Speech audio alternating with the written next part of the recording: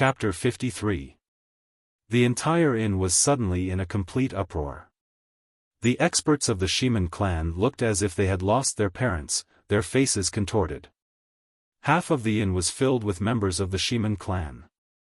Under the protection of dozens of experts, the assassin had easily taken their third young master's life and left so calmly. The dozens of people had gone mad. They were aggrieved and terrified. How was he going to explain himself when he returned? There was no need to even think about it. There was no way he would be able to explain himself.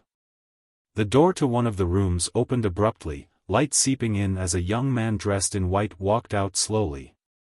Ximen Wandai's corpse lay on the ground below, his eyes wide open, filled with disbelief and fear. The young man in white walked slowly to Ximen Wandai's corpse and lowered his head to look at Ximen Wandai's face. His face was mournful as he slowly reached out his hand to close Ximen Wandai's wide-open eyes. He said softly, "Although I knew that this day would come for you, it was still a little unexpected. Rest in peace, your brother will avenge you." Although his face was mournful, it was calm. He looked at Ximen Wandai with a calm and cold gaze. There was neither the sorrow of a brother's death nor the relief of a competitor's death. Check the wound. Everyone present, please compare your memories.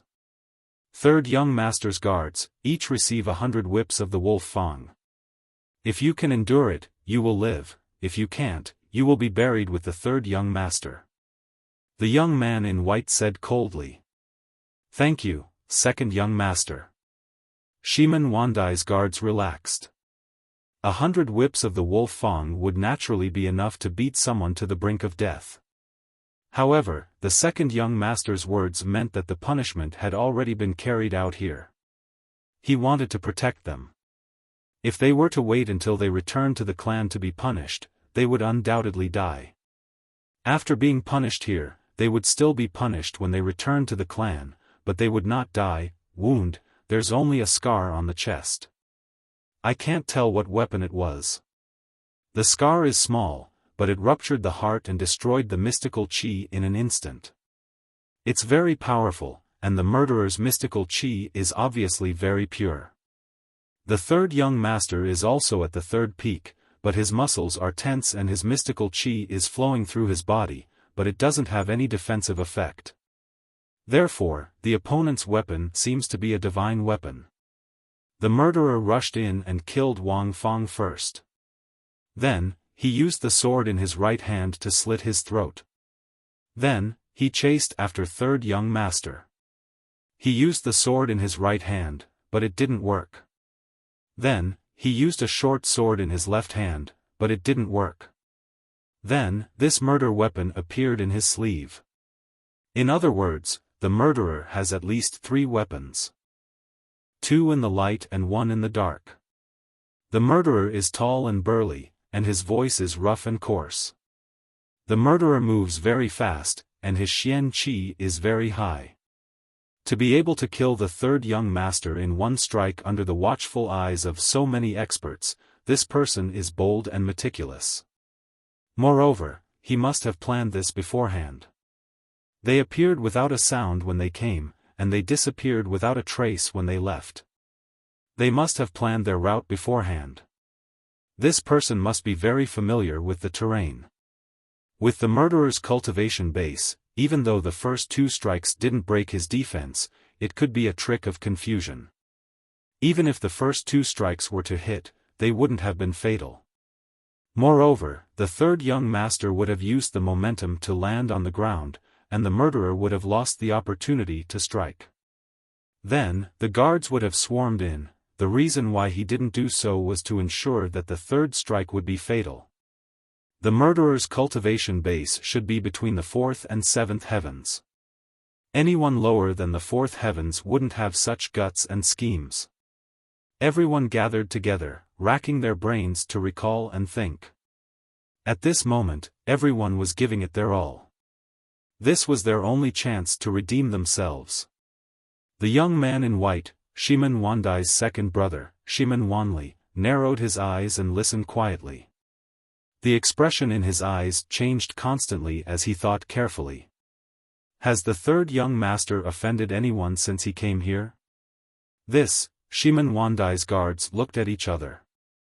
Had he offended anyone? That was a strange question. How many people had Shimen Wandai not offended in a day? How many people had he not bullied? How many beauties had he not snatched home? How normal was that? Those who have been beaten, scolded, and bullied, make a separate list. Investigate them. Shimen Wanli calmly ordered, women who have been snatched, their family backgrounds, and so on, make a list. Investigate them. Investigate all the martial artists in Tiantang City according to the murderer's criteria. I think it shouldn't be hard to find the murderer since his appearance is so obvious. Shimen Wanli narrowed his eyes and said coldly, I want to know the results by tomorrow morning. Who is the murderer? I want to see the murderer's head by tomorrow night. Yes, second young master. Yun Yang stumbled as he landed on the ground. The short battle just now had caused his profound qi to be completely exhausted. Although Shimen Wandai was a popinjay, he was still well educated and had a strong mystical qi. Yun Yang's current ability was not enough to defeat him. If he had not struck with the blade of Heaven's Way, he might have returned empty-handed tonight.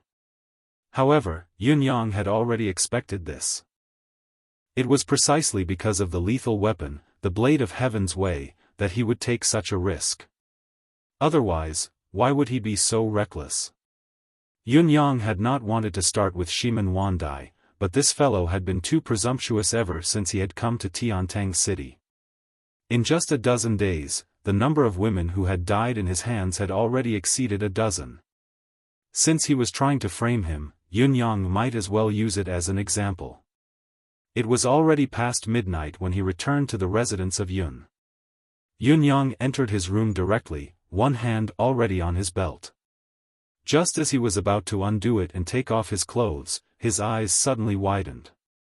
There was someone in the room, staring at him in the dark with a pair of cold eyes. Yun Yang's hair stood on end, but he still smiled and said, Young Lady Ji, why have you come to my room at such a late hour? This is beyond my expectations. The person in the room was Ji Ling. Today, however, Ji Ling was different from before. Her face was cold and her eyes were cold as she stared at Yun Yang. She had completely retracted her aura. She had even used some unknown method to conceal the body fragrance that had originally been on her body. Young Master Yun is indeed able to summon clouds and rain with a flip of your hand. Ji Ling said slowly, I've been following you all this while. I've seen you change your form, disguise yourself, and come back as if nothing had happened after you killed someone. You didn't even look surprised to see me in your room. This calmness made Ji Ling understand that young master is indeed not an ordinary person. Yun Yang's heart skipped a beat. He said in surprise, I don't understand what young lady is saying. His heart calmed down immediately. Trick me? Yun Yang was confident that no one in this world would be able to follow his movements. Especially the ability to change the shape of the clouds, it was the only one in the entire world. Moreover, his cautiousness had always been his greatest confidence. It was impossible for Ji Ling to follow him, and it was impossible for her to know his movements beforehand. It was even more impossible for her to enter his room after he had killed someone. Although he had stayed outside for a while and Ji Ling could have done it, it was impossible for her to know his every move. You don't understand? Ji Ling said coldly, were you not the one who killed Shimen Wandai? Yun Yang was taken aback. He stood up abruptly, Shimen Wandai. Dead? What happened? His face was filled with astonishment. Ji Ling's gaze locked onto Yun Yang's as she said slowly, dead. You killed him. Yun Yang rolled his eyes and chuckled bitterly, young lady, it's fine if you try to scare me here, but don't go spouting nonsense outside. I can't afford to offend the Shimen family. Such a colossus, aren't you going to faint? There's actually someone in Tiantang City who dares to kill Shiman Wandai? Ji Ling's gaze finally turned doubtful as she said, was it not you? This girl is indeed tricking me. Yunyang held his forehead with his hand and said helplessly, young lady, how free must I be, and what kind of cultivation base must I possess to be able to kill Shiman Wandai? Besides, he still bears the heavy responsibility of protecting the Yun family's safety. You're completely unreasonable. Humph. Ji Ling said, that's hard to say. Yunyang rolled his eyes, I've been living a peaceful life as a young master. I've just used my master's name to suppress Shiman Wandai's troubles, why would I provoke him? There's no enmity between us, why would I provoke him? Is there something wrong with my brain? There's something wrong with your brain. Ji Ling said angrily. Yunyang was speechless. Ji Ling said coldly, do you really think you didn't do it just because you said so? Then why weren't you in your room just now? Yunyang's heart was completely at ease as he put on a look of extreme headache, young lady Ji, this is my home. Do you understand? In my home, I can do whatever I want. If I want to be in my room, I'll be in my room. If I don't want to be in my room, I'll go out to look at the moon, go to the toilet, take off my clothes, bask in the moonlight and take a walk with my bird. Is there anything wrong with that? Pervert. Ji Ling's face reddened as she snorted, not saying another word. Yunyang finally took back the initiative and immediately said aggressively, I don't understand. Lady Ji, a lady as pure as ice and pure as jade, came to a man's room in the middle of the night. Not only did you enter without permission, you even accuse me of killing someone. What kind of logic is that? Yunyang glared at her, looking as if he was in the right. In his heart, he was thinking, how did Ji Ling get in? It's fine if I'm not home, but Lao Mei and Fang Mafei didn't even notice. Although he had not seen through Ji Ling's real cultivation base from the beginning, her cultivation base should not be higher than Lao Mei and Fang Mafei's. How did she get in? However, he was definitely not this girl's opponent now. There was no doubt about that. Ji Ling blushed as she argued, I found you suspicious, that's why I came to investigate you. Investigate me? Humph, luckily it's not a rapist. If it had been a rapist, I would have been in grave danger tonight. Yunyang patted his chest with lingering fear. Pervert. Ji Ling fumed, look at you, you're such a pervert. In her heart, however, she thought, this fellow is so handsome, it's not impossible for him to attract a few female rapists. Thinking of this, she could not help but scold herself in her heart. What was she thinking? Yunyang crossed his arms and looked down at Ji Ling as if he was interrogating a criminal. His gaze was full of curiosity as he asked, speak, how did you get in? Chapter 54. You came in just like that. Ji Ling tilted her head. You came into my room just like that. Quietly waiting for me to return. Yunyang paced around Ji Ling with his hands behind his back, clicking his tongue, Miss Ji's ability to steal a woman is not bad. What did you say? Ji Ling's embarrassment turned into anger, her little canine teeth bared as she said fiercely, say that again. Recalling the words female pervert that Yunyang had said earlier, and the word stealing a woman, she felt the urge to beat him up. Yunyang raised his head and said, why?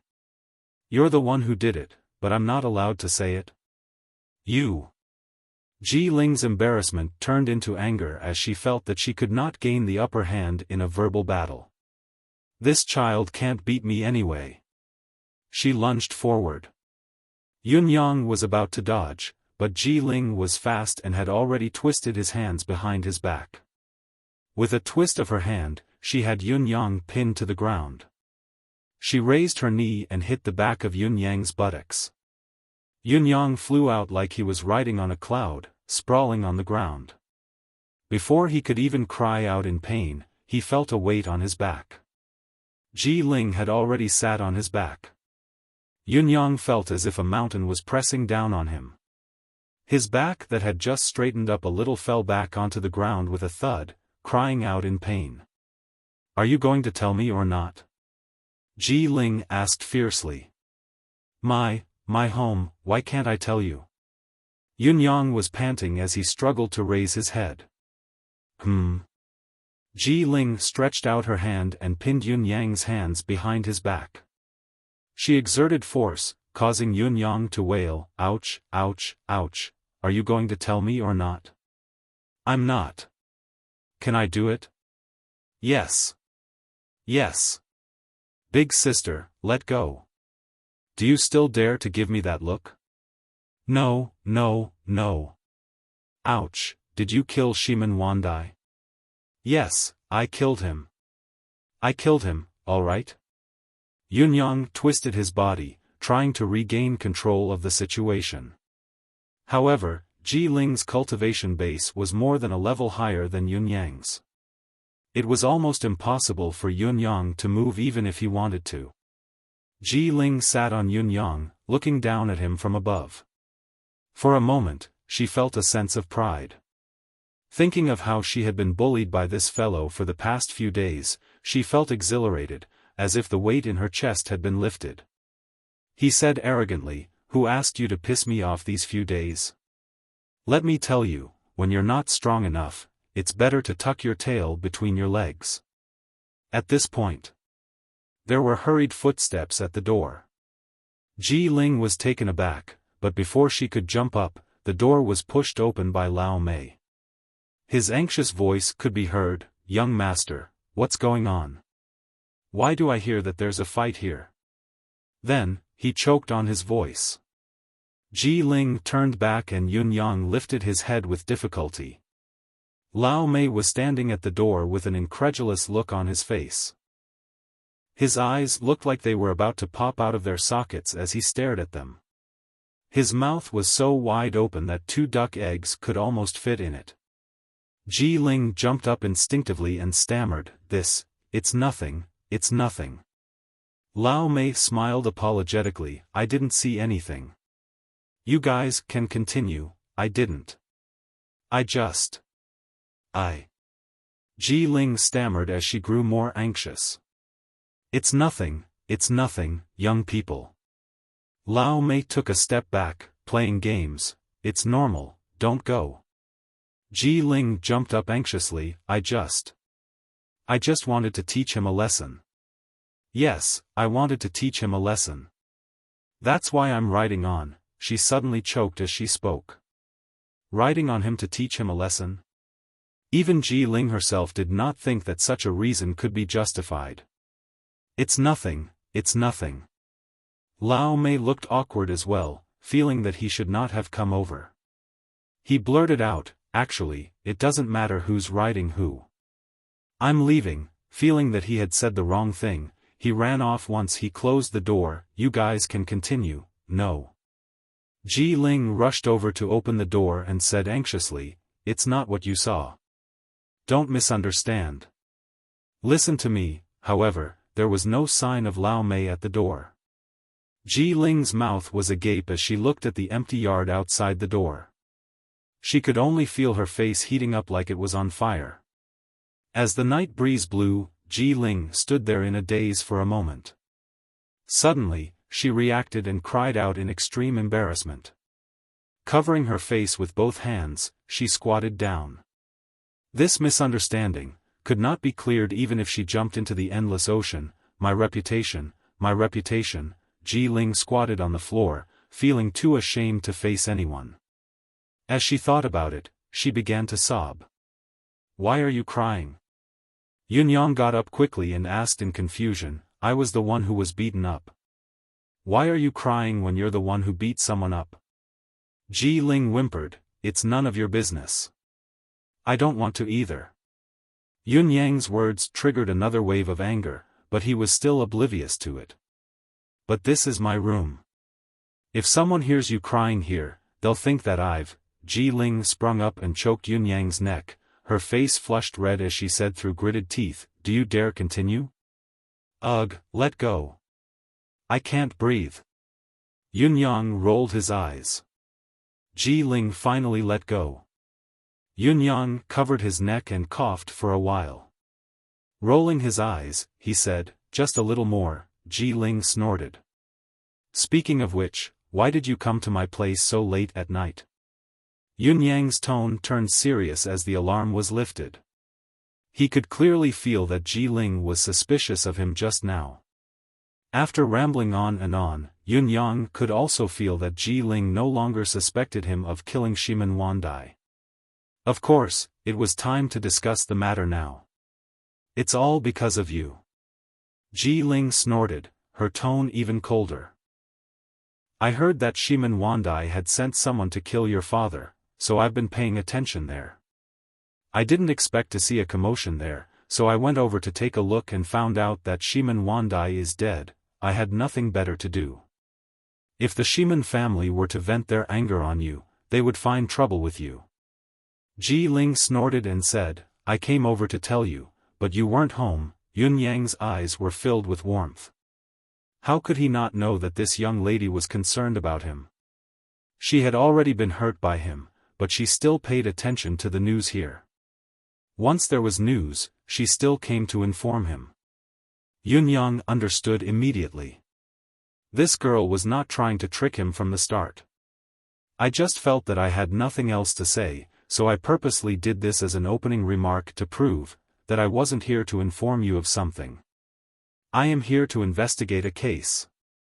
This was the subtle sentiment of a young girl. "Thank you."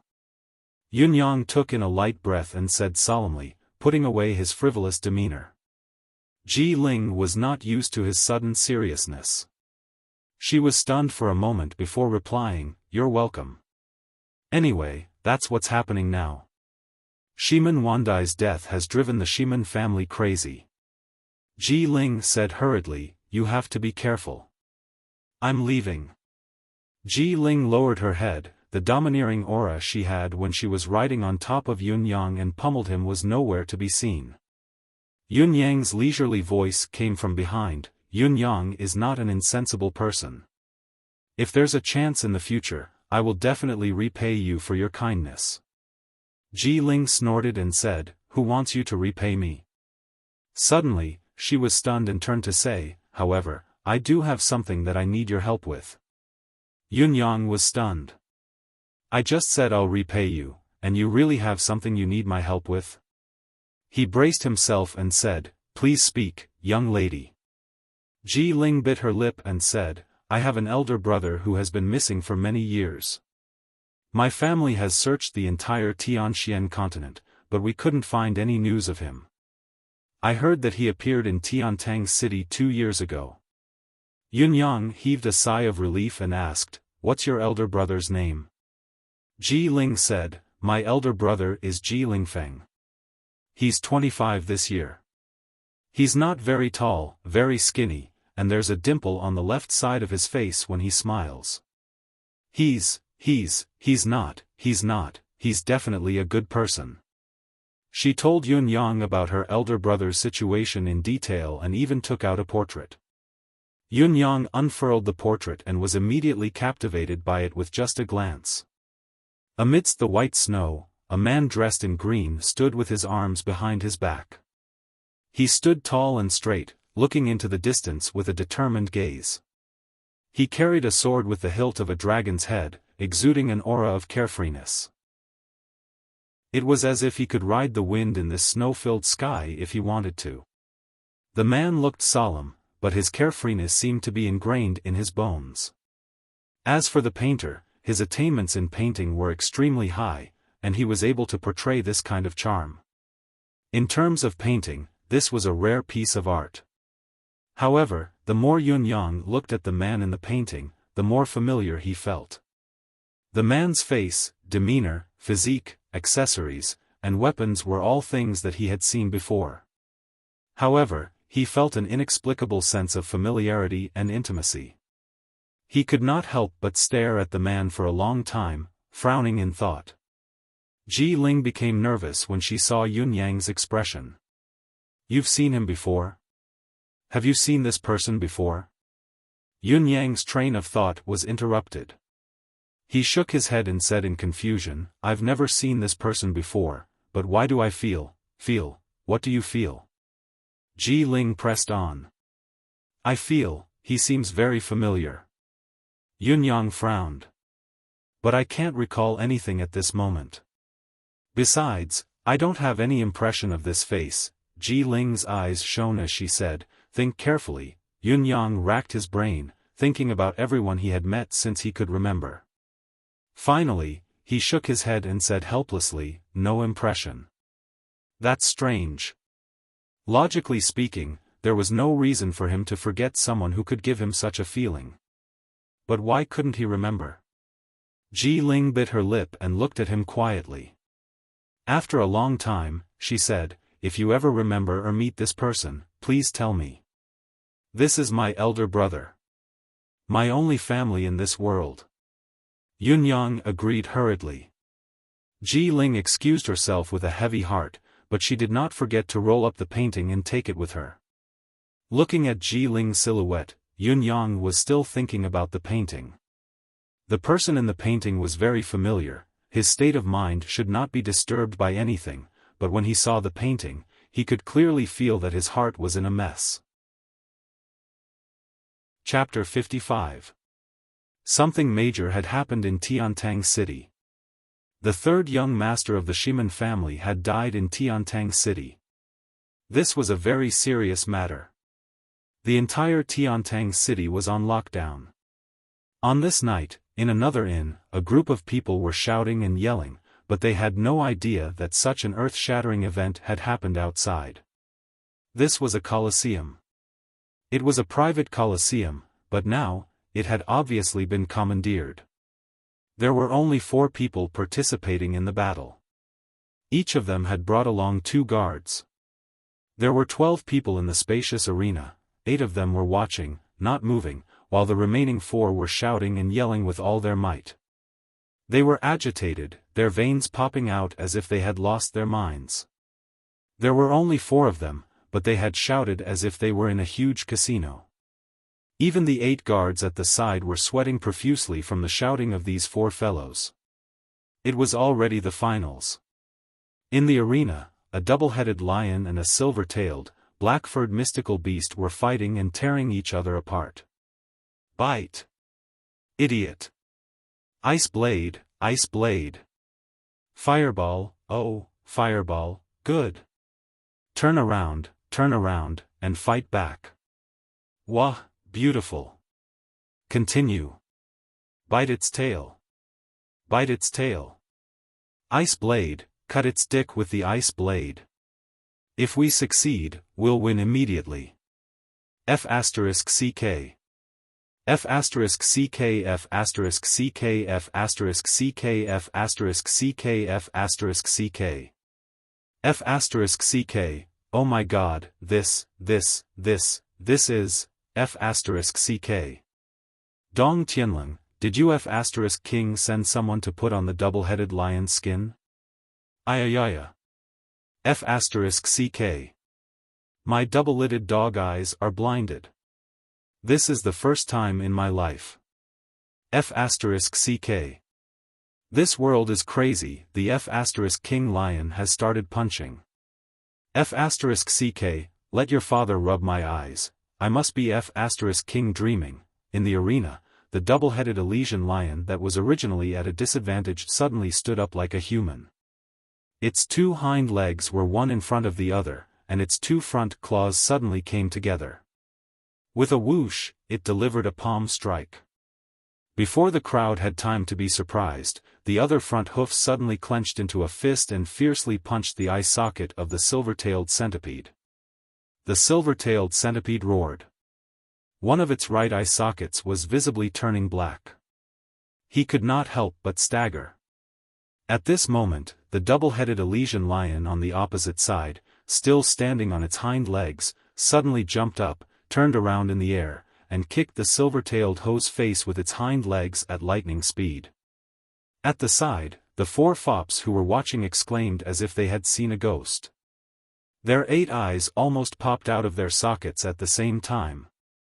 Tornado kick. My God! It's really whirlwind kick. Look, it's another kick. Holy shit, is that a side kick? Damn it, I've lived all these years in vain. This bastard side kick is even more accurate than mine. I'm going to faint.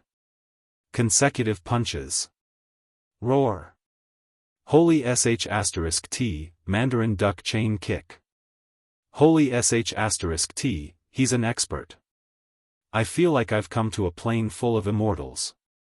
Even the lion has become a spirit and learned to punch, and it's F*king punching and kicking. It's a master of a generation. The four fops widened their eyes. At this moment, how could they still care about the outcome of the battle?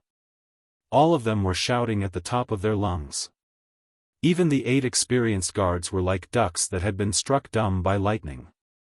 Their bodies were stiff, their necks stretched, their eyes widened, and their bodies trembled like a sieve. I'm going to faint. A foppish young master clutched his forehead in an exaggerated manner as he fell backwards. I really can't accept this. An 8th grade intermediate mystical beast defeated an 8th grade pinnacle mystical beast. Moreover, when he was lagging behind, he suddenly displayed an unfathomable set of punches and kicks. He turned the tables in an instant and won.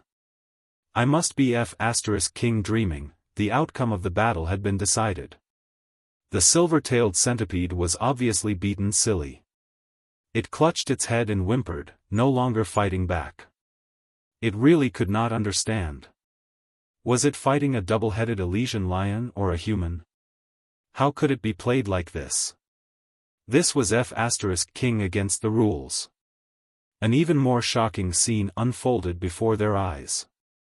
The double-headed Elysian lion that had already won stood up like a human again.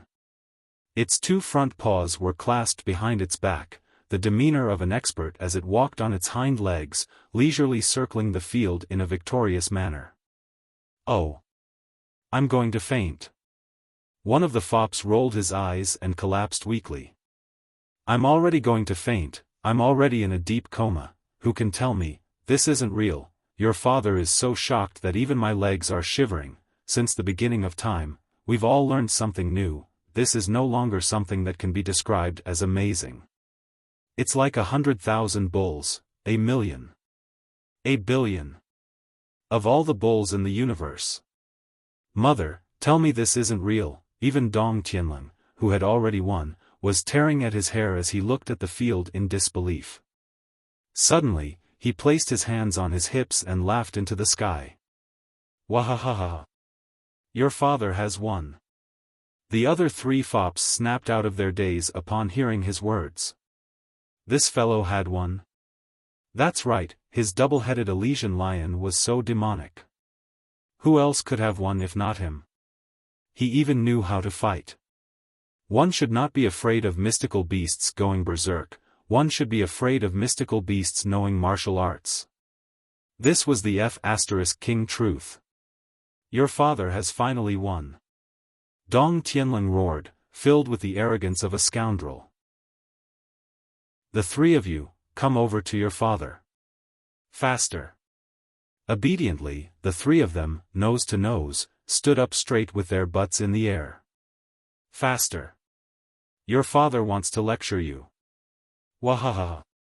The faces of the other 3 fellows turned bitter.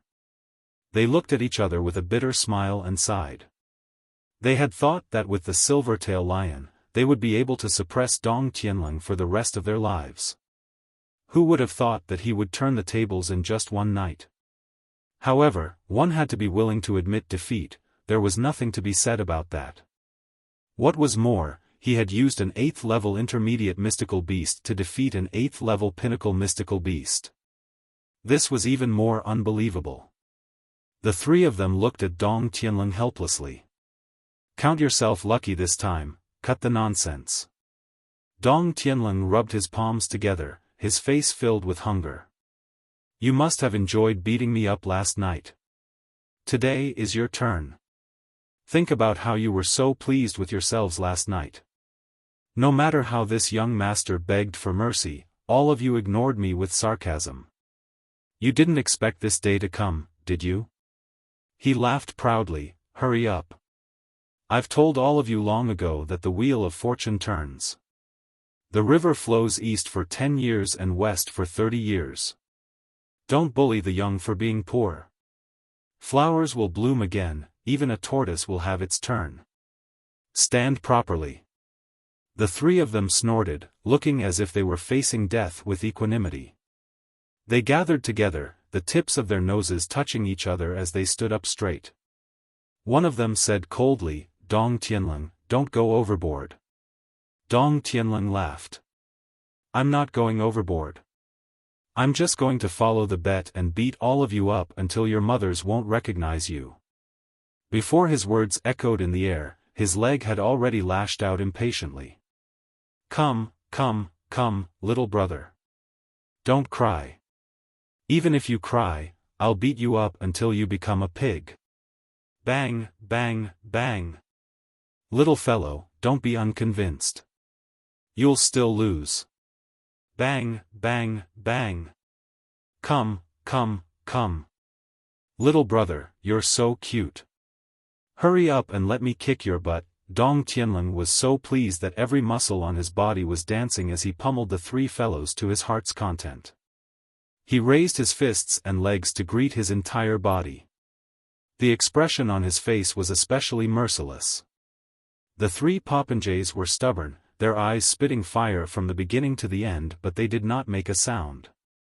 They did not even resist, only allowing Dong Tianlong to beat them. In just a short while, the three of them had turned into three fresh pig heads. Dong Tianlong had a sense of propriety, causing every part of these three fellows' faces to swell to the maximum. The 8 guards were speechless as they watched from the side. He really didn't know what else these rich kids could do, from today onwards. Dong Tianlong hollered, everyone, green clothes, green hats, green shoes, green belts, even the scabbards and scabbards have to be green, with an emerald green bamboo branch stuck to their heads. Even the underwear must be green. Understand? Understood. This is how I was treated a year ago. Dong Tianlong was filled with joy. Asterisk asterisk asterisk asterisk, asterisk asterisk asterisk asterisk. The three good-for-nothings stood up with their pig heads. Is that enough?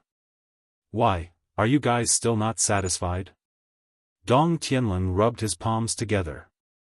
Bullshit. Among the three of them, one of them, whose eyes could barely be seen, tried his best to open his eyes. Now it's your turn. Tell me, how did your 8th grade middle-level mystical beast defeat my peak-level mystical beast? Even if we lose, you must let us know why we lost. That's what we agreed on. How could Dong Tianlong say anything? This was his secret weapon. If these guys learned it, wouldn't it be his turn to be beaten up? Rolling his eyes, he replied, I only found a beast tamer. F***ck your 17 or 18 twists and turns. One of the popinjays scolded, how many beast tamers have we looked for all these years? We've even looked for quite a few beast taming masters. How could there be someone like this? Dong Tianlong, if you don't tell the truth, don't blame us for not honoring our bet. I'll tell you if we make another bet tonight. Tonight, we'll bet on next year's. Dong Tianlong said in a mischievous tone. Scram. Are you going to tell us or not? Your F***king thinking too much. Dong Tianlong looked conflicted as he said, all right, I'll tell you guys. I met an extraordinary person, but this person has a bad temper and is eccentric. I've spent a lot of effort to get him to help me this time. I've paid a huge price. Cut the crap. What price? Half of all the bets, that's a lot. F***ck. I won anyway. If it were me, I'd give it all to him. Also, I don't know where this extraordinary person is now. Dong Tianlong's eyes darted around. He left after helping me. I couldn't find him no matter how hard I tried. This fellow obviously did not want to tell the truth. The other three looked at each other and said in unison, forget it then. In their hearts, however, they were thinking, this fellow can't even lie properly. You want to give him half of the bets, how can you give it to him if you can't find him? We only need to follow you and we'll find him. Humph. I'll find him myself. It's best if the other two don't think of this, then I'll win once too. The four of them brought their guards out of the Colosseum, each with their own ulterior motives. Just as they stepped out, they saw that the courtyard was filled with people. What happened? The four popinjays were shocked. Shimen Wandai is dead. Someone in the courtyard said, it happened just now. Chapter 56. The wee hours of the morning. The atmosphere in Shimen family's inn was somber. Shimen Wanli's gaze was like a hungry wolf's as he looked at the people in front of him. Have you found out? Only those who fit the criteria have been checked and the name list has been produced. It hasn't been analyzed yet. Speak. There are 7 people who fit the criteria, 2 of them are the most suspicious. One is, the other is Chu Tianlang, and the most suspicious one is this Chu Tianlang. Shimen Wanli's gaze flickered as his voice was cold. Tell me about this Chu Tianlang. Chu Tianlang is the master of the manor of Sirius outside Tiantang City. He's good with long and short swords, tall and muscular, a central figure in the martial world of this generation. In addition, legend has it that Chu Tianlang has an ultimate skill called sleeve concealment. There are mysterious hidden weapons hidden in his sleeves. I wonder if he has other tricks up his sleeves. Shimen Wanli's gaze flickered. Long and short swords, the culprit also uses long and short swords. Sleeve concealment, doesn't that mean the culprit also has sleeve concealment? Also, Chu Tianlang's cultivation base is extremely high, at least a 6th peak cultivation base, 6th peak, the lowest, which means that he's most likely a 7th heaven, maybe even a 7th heaven pinnacle. Even if he's an 8th heaven, it wouldn't be a surprise, would it? Yes. Does OL 3rd have a conflict with this Chu Tianlang? Or perhaps, among those who were bullied and offended by OL 3rd, is there anyone related to Chu Tianlang? On the surface, there's no relationship. But, they both like pretty girls. No relationship, that's the most suspicious one. Shimen Wanli snorted, a sharp glint in his eyes. Second young master. Although Chu Tianlang's characteristics match the culprit's, it's too similar. There must be something fishy about this.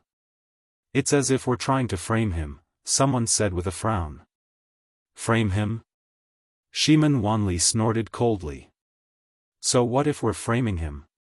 Chu Tianlang is still our number one target. If it's Chu Tianlang, we'll end this once we get rid of him. If it wasn't Chu Tianlang who did it, we can capture Chu Tianlang and slowly search through his enemies. We can still find the real culprit. Whether it's him or not, we have to get rid of this Chu Tianlang. Shimen Wanli said. We can talk about it. The man hesitated for a moment and suggested. Negotiate, hee. Shimen Wanli sneered. If we act rashly and alert the enemy, are you going to bear the responsibility? The complexion of that expert from the Shimen clan immediately turned ashen. I don't dare. If you don't dare, then shut up. Shimen Wanli snorted and said sternly, if news of this leaks out, I will hold you responsible. That person's face instantly turned pale. He regretted saying those words just now. Shimen Wanli paced back and forth slowly, his eyes flickering. News from the clan has yet to arrive. However, I reckon that the family's people are already on the way. Such a big thing has happened. No matter what, someone has to pay the price. This Chu Tianlang, we must capture him before the family experts arrive. Otherwise, no one will be able to escape responsibility for this matter. Shimen Wanli's voice was gloomy, but everyone present suddenly came to a realization. The main problem now was not to find the real culprit for revenge but to find a scapegoat before the family experts arrived to quell the family's anger. If they didn't even have such a person, then when the people from the clan came, it would really be their unlucky days that had arrived. Time was of the essence. This meant that it had to be Chu Tianlang. Even if he hadn't done it, it had to be him now. Who asked him to fit the bill so well? Chu Tianlang, the information on the manner of Sirius must be quick. Shiman Wanli's expression was cold. Yes. Analyze it quickly. Yes.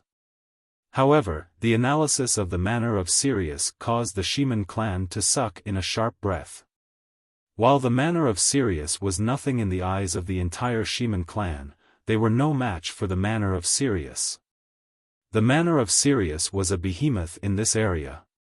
There were countless experts, and their relationships were complicated and intertwined. The security was tight.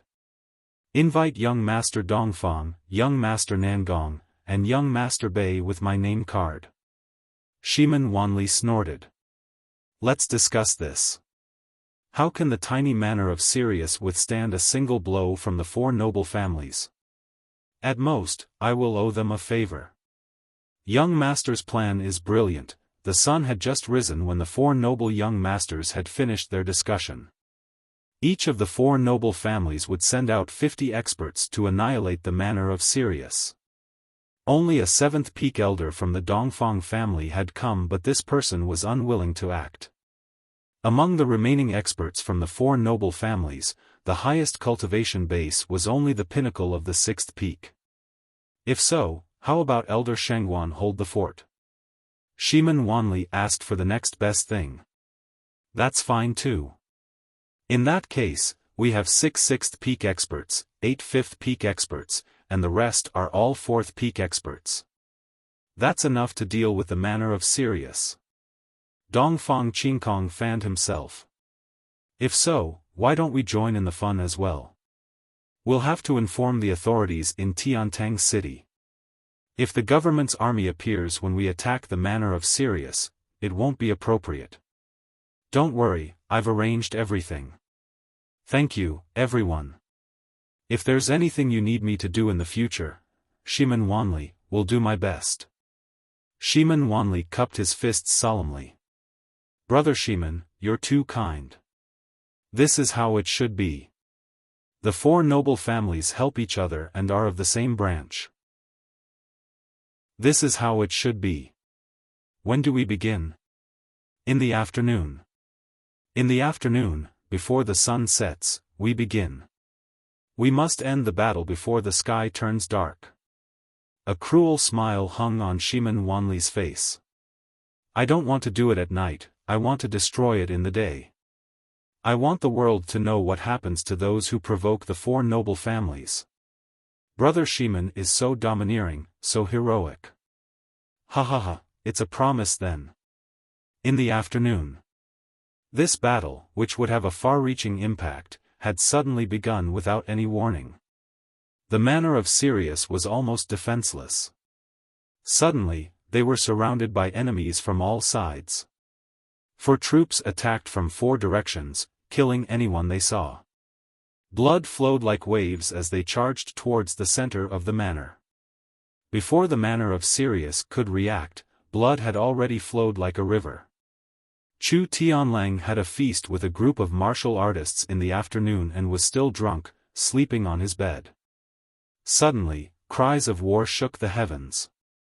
He sat up abruptly and staggered dizzily. He felt a splitting headache. What's going on?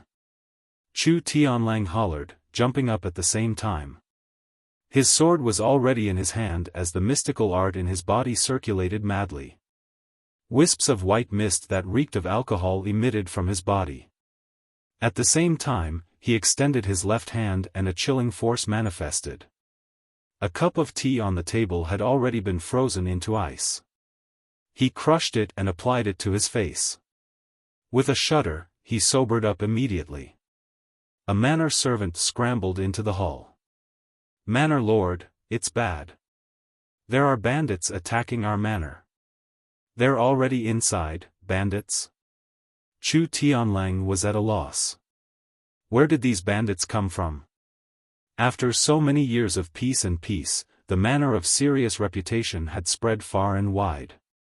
Who dared to stroke the tiger's whiskers? Why would there be a large group of bandits? I don't know where these bandits came from, but their cultivation base is strong. The number of casualties in the manor is uncountable. The enemy is cruel and merciless. Even 5th Master Qin has died in battle. The servant was trembling. Chu Tianlang's eyes were bloodshot as he roared, sprinting out of the hall like a comet. The rapid ringing of bells and whistles had become a cacophony of sounds. The martial force of the manor of Sirius was displayed from all directions as they charged towards the 4 noble families who had charged in, shouting battle cries. Chu Tianlang was already at the highest bell tower of the manor of Sirius in a flash as he looked down. Thick smoke billowed in all directions, waves of blood billowed as battle cries thundered. Corpses littered the ground as far as the eye could see. The enemy was extremely powerful. The ordinary guards of the manor were no match for them, collapsing with a single touch. A few silhouettes dashed out from the manor like lightning. The experts of the manor were on the move. Chu Tianlang howled into the sky as he flew out like a comet, choosing the direction with the most frenzied killing spree as he met the enemy head-on. 2 beams of sword light shot through the sky. Before they had even landed, 2 men had already been sliced into 2 halves. Chu Tianlang landed with a loud crash, his sword slashing viciously onto the sword of the man opposite him. The man could not hold on to his sword and it flew out of his hand. Stop it! Chu Tianlang roared and hollered, Who are you people? Why are you attacking the manor of Sirius for no reason? This group of people was murderous with bloodshot eyes. Their attacks were ruthless, even more so than those from the other 3 directions. All of them were highly skilled with profound mystical skills. Chu Tianlang really could not remember when he had offended such people. The other side had indeed stopped. A young man dressed in white walked out with his arms behind his back, his long eyes looking down at Chu Tianlang as he said faintly, You are Chu Tianlang? Chu Tianlang held back his anger and said, That's right. Is there some kind of misunderstanding? A mocking smile hung on the young man's face. Misunderstanding? Heh. He sneered as he looked at the twin swords in the man's hands, the long sword in his right hand and the short sword in his left. Then, he sized up Chu Tianlang's muscular body for a moment before he suddenly spun and retreated, shouting, Kill! Leave no one alive in the manor of Sirius. Chu Tianlang was enraged. You! However, the other party's men were already attacking in a frenzy. The leading elder had bloodshot eyes and looked like he had lost his mind. It was as if he had killed Chu Tianlang's father and taken his wife. With a loud roar, he charged forward without a care for his own safety. Clang!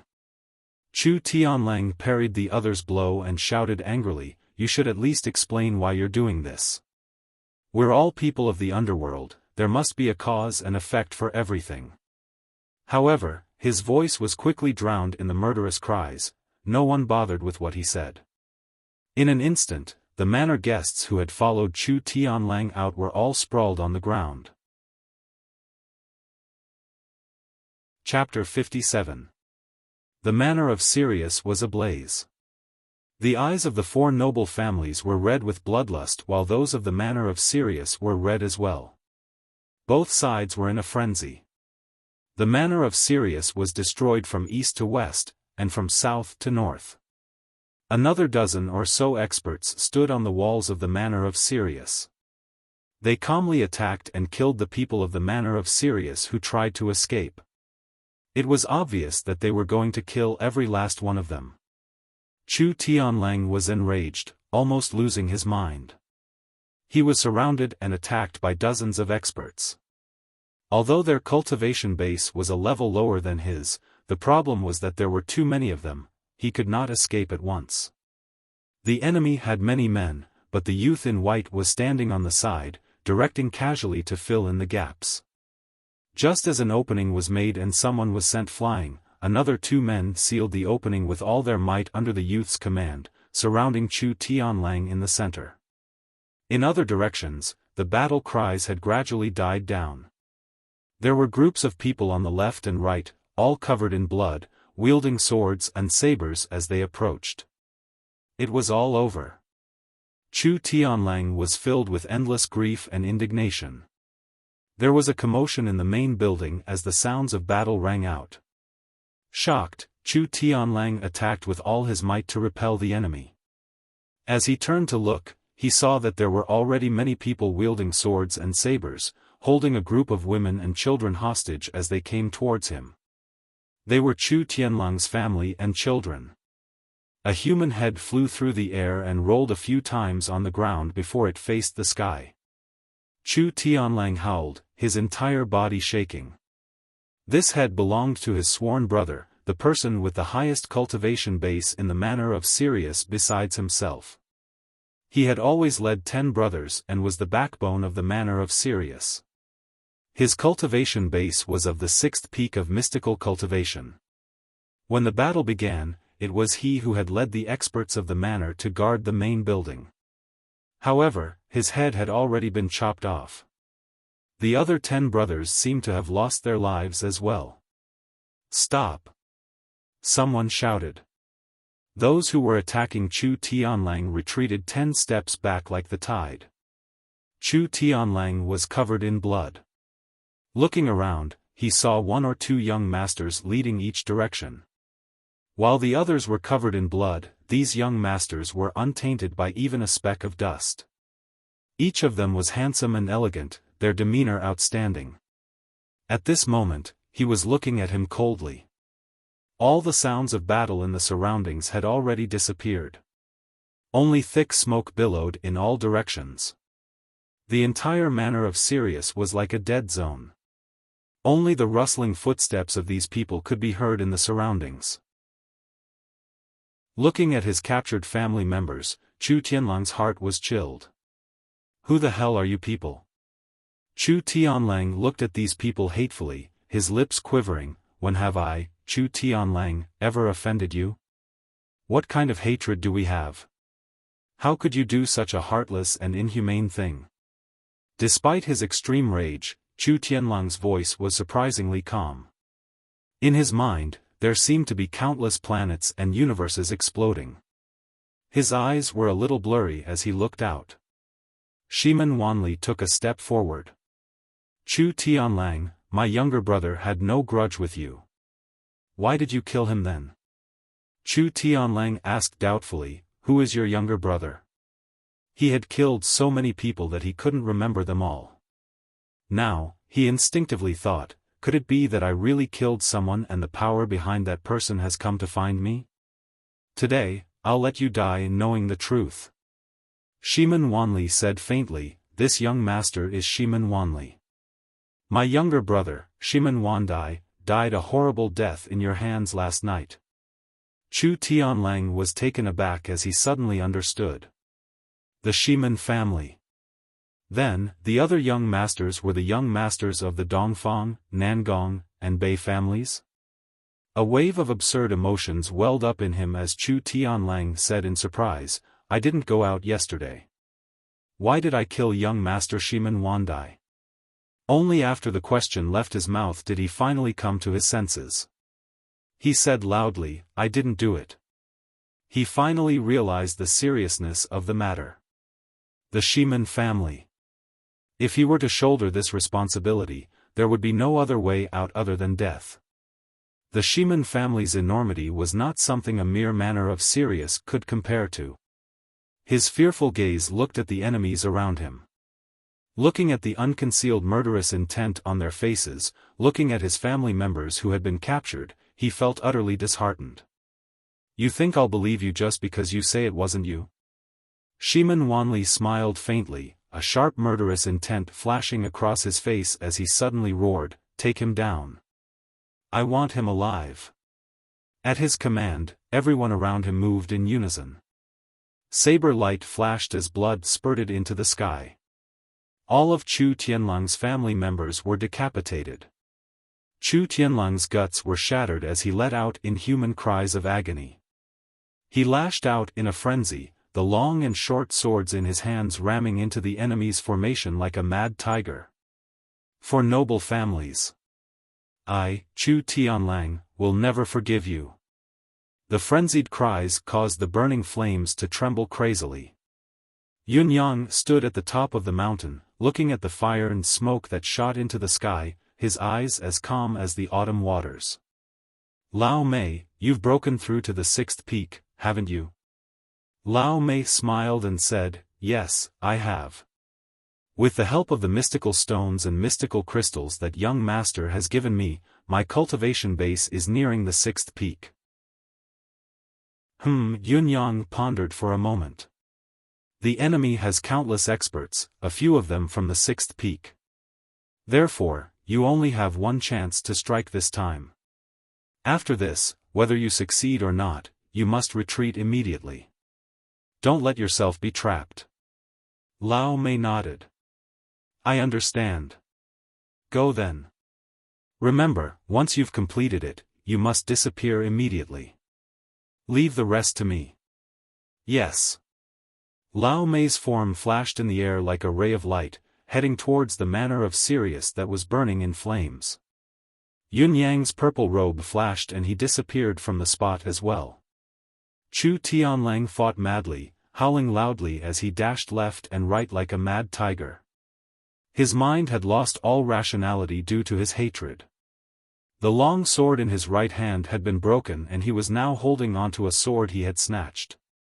The short sword in his left hand was still gleaming, his body covered in wounds. Pfft! One of the Shiman family's experts took a hit from his sword and landed a heavy blow on his back. Chu Tianlang staggered and spat a mouthful of blood. The sword in his left hand stabbed into the chest of the person in front of him. His back felt another chill and pain as he was stabbed in the waist. I can't die. The thought suddenly arose in his mind. If I die, who will avenge me? Charge out. I have to charge out. He slashed in a frenzy, his eyes on the enemy. However, the enemy had discovered his intentions immediately. This fellow is going to run. Everyone, watch out. Those on the outside, watch out. Chu Tianlang charged a few times but did not manage to break through the encirclement. Instead, a few more wounds were added to his body. Suddenly, he made up his mind and roared into the sky. His body suddenly exuded an extremely cold air. Those around him could not help but feel a bone-piercing chill, almost losing their grip on their weapons. Those who stand in my way shall die. Chu Tianlang howled madly as he sprang up and charged towards the south. The other 4 men leaped up together and charged towards him without fear of death. Chu Tianlang raised his arms, a blinding cold gleam flashed through his sleeves. The 2 Nangong family experts who were charging towards him suddenly fell to the ground without a sound, losing their breath. It's really you. Shiman Wanli's gaze was vicious. Be careful of his secret weapon. Don't let him escape. Chu Tianlang had already charged 100 feet away and was about to reach the top of the wall. The 3 men on top of the wall made up their minds immediately and attacked from the air. Chu Tianlang growled like a wild beast as his long and short swords flew out in a frenzy. The sword light was like a tidal wave, rolling forward as the gleam in his sleeves flickered continuously. Swoosh, swoosh, swoosh, 3 silhouettes flipped over and fell. Although they had been prepared, Chu Tianlang's 2 secret weapons were faster than they had imagined, they could not avoid them no matter what. 7 to 8 men rushed over from the side. Chu Tianlang's face was pale. Shooting 5 cold gleams from his sleeves seemed to have taken a toll on him, but he had also successfully killed 5 of the enemy's experts, reducing the pressure on him. Those who stand in my way shall die. Chu Tianlang roared as he leaped into the air, pouncing towards the wall. This wall had been designed by Chu Tianlang himself. It was 50 feet tall and extremely sturdy. It had originally been designed to guard against external enemies and ensure safety, but now, such a height had become Chu Tianlang's lethal height. He was in midair, surrounded by flashes of hidden weapons that shot towards him. Some of them had even thrown their swords and sabers out of their hands. He let out a long howl and waved his two swords crazily, knocking down all the hidden weapons.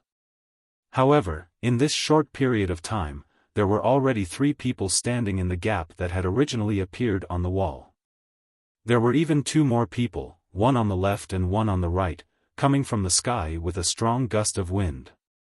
A saber and a sword shot out an intense glint of saber and sword energy. Arg! Chu Tianlang roared as his long and short swords met the opponent's sabers and swords at the same time.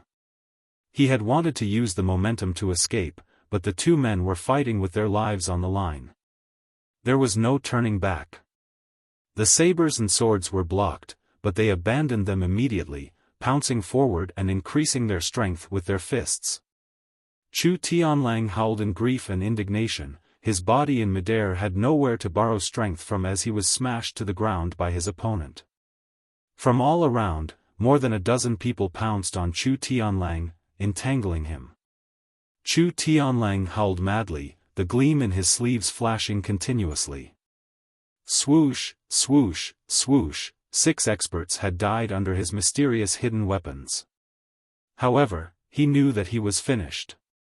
This hidden weapon had never been used lightly, because each time it was used, it consumed too much of his energy.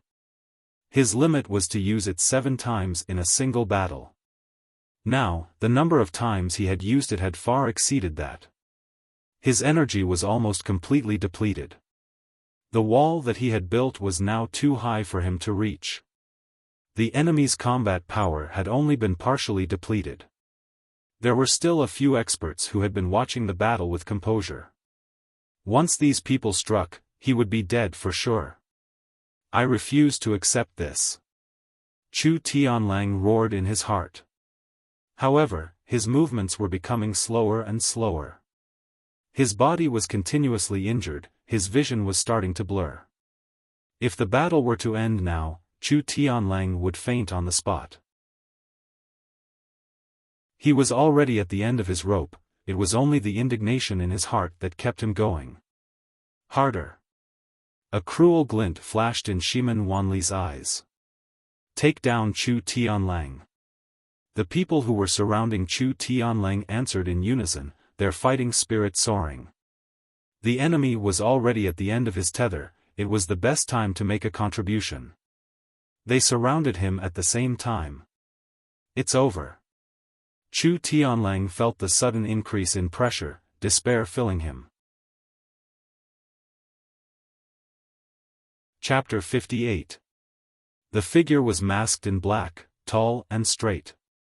Like a ghost, he had appeared on the wall of the yard in the dusk. The moment he appeared, before anyone had noticed, he raised his right hand abruptly. Countless rays of cold light shot out like the petals of a celestial maiden. At the same time, he hollered, Chu Tianlang.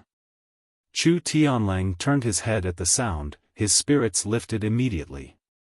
Although he didn't know what was going on, he instinctively realized that his reinforcements had arrived. Chu Tianlang was not the only one who had realized it, everyone present had as well. However, the hundreds of hidden weapons that the man in black had shot out earlier had injured many of them. The rest of them were flustered as well. In the blink of an eye, the person on the wall shook his hand and a rope flew out like a swimming dragon. Before anyone could react, it was already in front of Chu Tianlang. Catch him! Without the need to shout, Chu Tianlang had already rushed forward and grabbed the rope.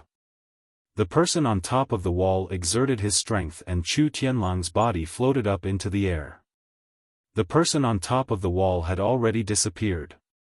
Chu Tianlang was like a large kite suspended in the air with a rope below him. The person pulling the rope was running forward in a frenzy. The last ray of light from the horizon had finally fallen. Night had finally come. Chase.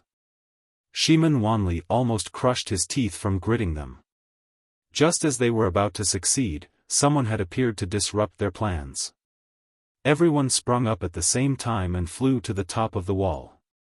Chu Tianlang was still floating in the air amidst the approaching dusk while the person below was pulling on the rope with all his might, sprinting towards the forest ahead like a flash of lightning. Stay! Beams of sword light shot out as hundreds of silhouettes gave chase with all their might. However, these people were exhausted from the battle while the person was waiting at ease, pulling further and further away from them. By the time the group reached the edge of the forest, they had completely lost track of Chu Tianlang and the mysterious person. Once these two people had entered the forest, they were like water droplets falling into the ocean, vanishing immediately. Search carefully. Ximen Wanli's expression was grim. Place a few more people on the treetops and keep a lookout in all directions. Once there's any trace, sound the alarm immediately. Yes. He had just entered the forest. Chu Tianlang felt his body plummet in a straight line as the person below caught him. Just as Chu Tianlang was about to speak, he felt himself still falling. It turned out that there was actually a tunnel under the fallen leaves. In a flash, the two of them had already entered the tunnel. Then, there was a silent flip above them, and countless fallen leaves once again covered the place. In the tunnel, the mysterious man pulled Chu Tianlang along as he sprinted forward. Who are you? You saved my life.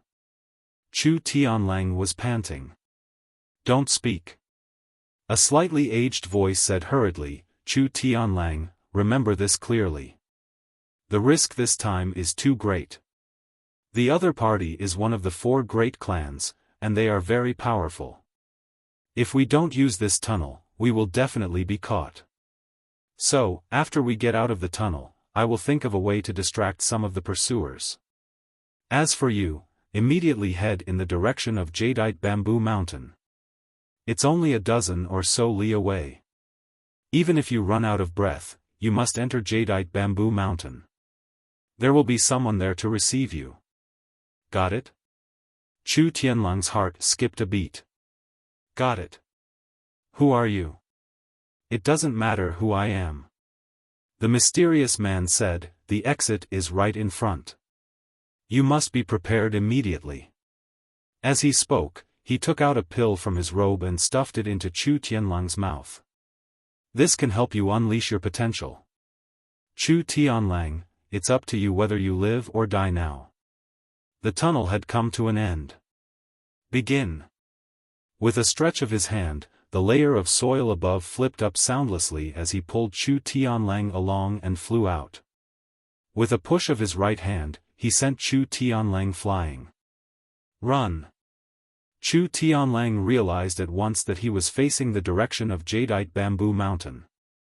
The other party's push had allowed him to float hundreds of feet away without much effort. He stooped down immediately, holding his breath as he sprinted in the direction of Jadeite Bamboo Mountain. Turning his head urgently, he saw the mysterious man sprinting in the opposite direction. There was a long rope in his hand, and there was a human silhouette above the rope. It was like he was flying a kite as he sprinted thousands of feet away. Chu Tianlang heaved a sigh of relief. Frantic shouts came from behind, over there. Over there. He's still floating on the rope. Go after him. A portion of the people gave chase in a frenzy. There were also people standing on the treetops or watching from the sky who had spotted Chu Tianlang who was running in the opposite direction. There's one over there too.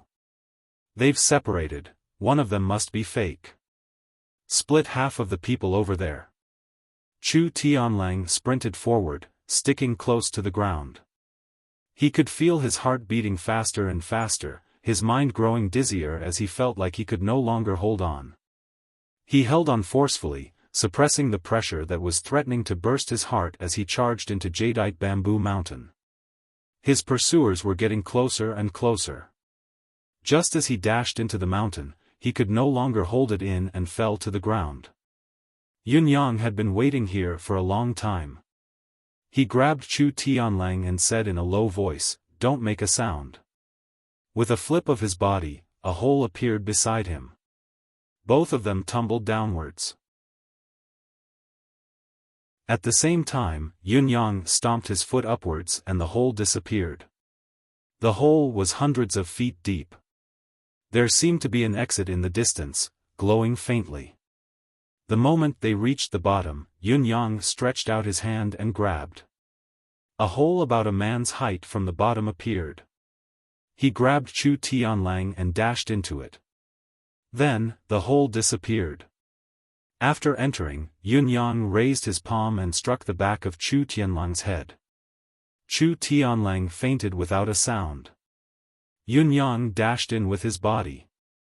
As he dashed in, the outer layer of soil fell continuously, covering the hole completely. The hole curved upwards and stopped about 10 feet away from the ground. At this point, Yunyang was already exhausted. However, he took in a deep breath and turned into a cloud of mist. One was unconscious while the other had turned into a cloud of mist, soundless. After a round of searching, the pursuers finally found a hole that led downwards among the rocks. Without hesitation, they gave chase, whistling all the way out from the other exit of the hole. Shouts and shouts rang out continuously. Finally, after another quarter of an hour, there was no sound. Yunyang did not relax, he remained motionless. After another hour, he finally recovered from his cloud form. Taking in a deep breath, he allowed Emmy to send a breath of vitality from his subconscious to relieve the pressure on him. Then, he turned into a cloud of mist again. Another 4.5 hours had passed. It was already the second half of the night when Yunyang finally appeared on the ground carefully with Chu Tianlang in his hand.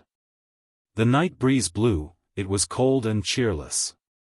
Obviously, the people from the 4 noble families had left. Yunyang heaved a sigh of relief. Looking down, he saw that although Chu Tianlang was unconscious, his expression was relaxed, like a burden had been lifted from his shoulders. It was obvious that he was thankful that he had escaped with his life. A cold smirk hung on the corners of Yunyang's lips. Relaxed? Very soon, you'll realize that you'd rather be killed by Shiman Wanli and the other 4 noble families than fall into my hands. Yunyang walked for a distance with extreme caution. The sound of wheels rumbling could be heard from afar. Lao Mei had reverted to his original appearance and was driving a carriage over. On top of it were bags of goods. Yunyang stuffed Chu Tianlang into a big bag and placed him on the carriage, using a few more bags of goods to hold him down. Yunyang then turned and left. Lao Mei drove the carriage leisurely all the way to the city gate. Along the way, he came across people from the 4 noble families who were frantically searching for something like headless flies. They did not realize that their target was right under their noses, sitting in a carriage and entering Tiantang City. The carriage passed, leaving a trail of medicinal fragrance. Inside were all genuine medicinal herbs. Shiman Wanli and the rest wore grim expressions. Looking at the manner of Sirius that was in shambles, they were enraged. Everyone had been killed but only the most important person, Chu Tianlang, had escaped. It was a complete waste of effort. "Young master, we found Chu Tianlang's treasury," a subordinate reported. "Treasury?" The young master's eyes shone. Even Shiman Wanli, who was in a fit of rage, turned his head to look. "How much good stuff is there?" Shiman Wanli asked in a reserved manner. "Good stuff, there's a lot of it." The subordinate was visibly excited. He had not expected that a mere manor of Sirius would have so much wealth and so much good stuff. Without waiting for a reply, the few young masters turned and walked away in unison. "Brother Shiman, this wealth, divide it equally." Shiman Wanli's expression did not change. "This isn't appropriate, is it? We're all here to help you, yet you want to divide it equally with us? Our Shiman family has suffered the most this time. It's still a loss to divide it equally with everyone else, nonsense. This is your family's matter. You have lost many people, don't tell me we haven't. Besides, it's only right that someone from your family died, but those from our family are innocent. F***CKU. What do you mean by it's only right that someone from my family died? Do you F***King know how to speak like a human? Why? Isn't that the case? Shiman Wanli, what do you want? Tell me. Make it clear first, I won't do anything less. Humph, the four noble families quarreled over how much they should divide the loot. However, it was only a quarrel and would not escalate to the point of fighting. After a bout of argument, Shiman Wanli had no choice but to compromise. After a clear count, the Shiman family will take 20%. The remaining 80% will be divided among the three families. How about that? That's more like it. However, whoever sees Chu Tianlang in the future, don't forget to capture him. He's our common enemy now. Of course. Huh. Everyone was happy. At this time, Lao Mei had already driven his carriage into Tiantang City and into the residence of Yun. Chapter 59. Young master, the goods have arrived, Lao Mei said. Bring them to the warehouse. Yun Yang nodded. Lao Mei smiled.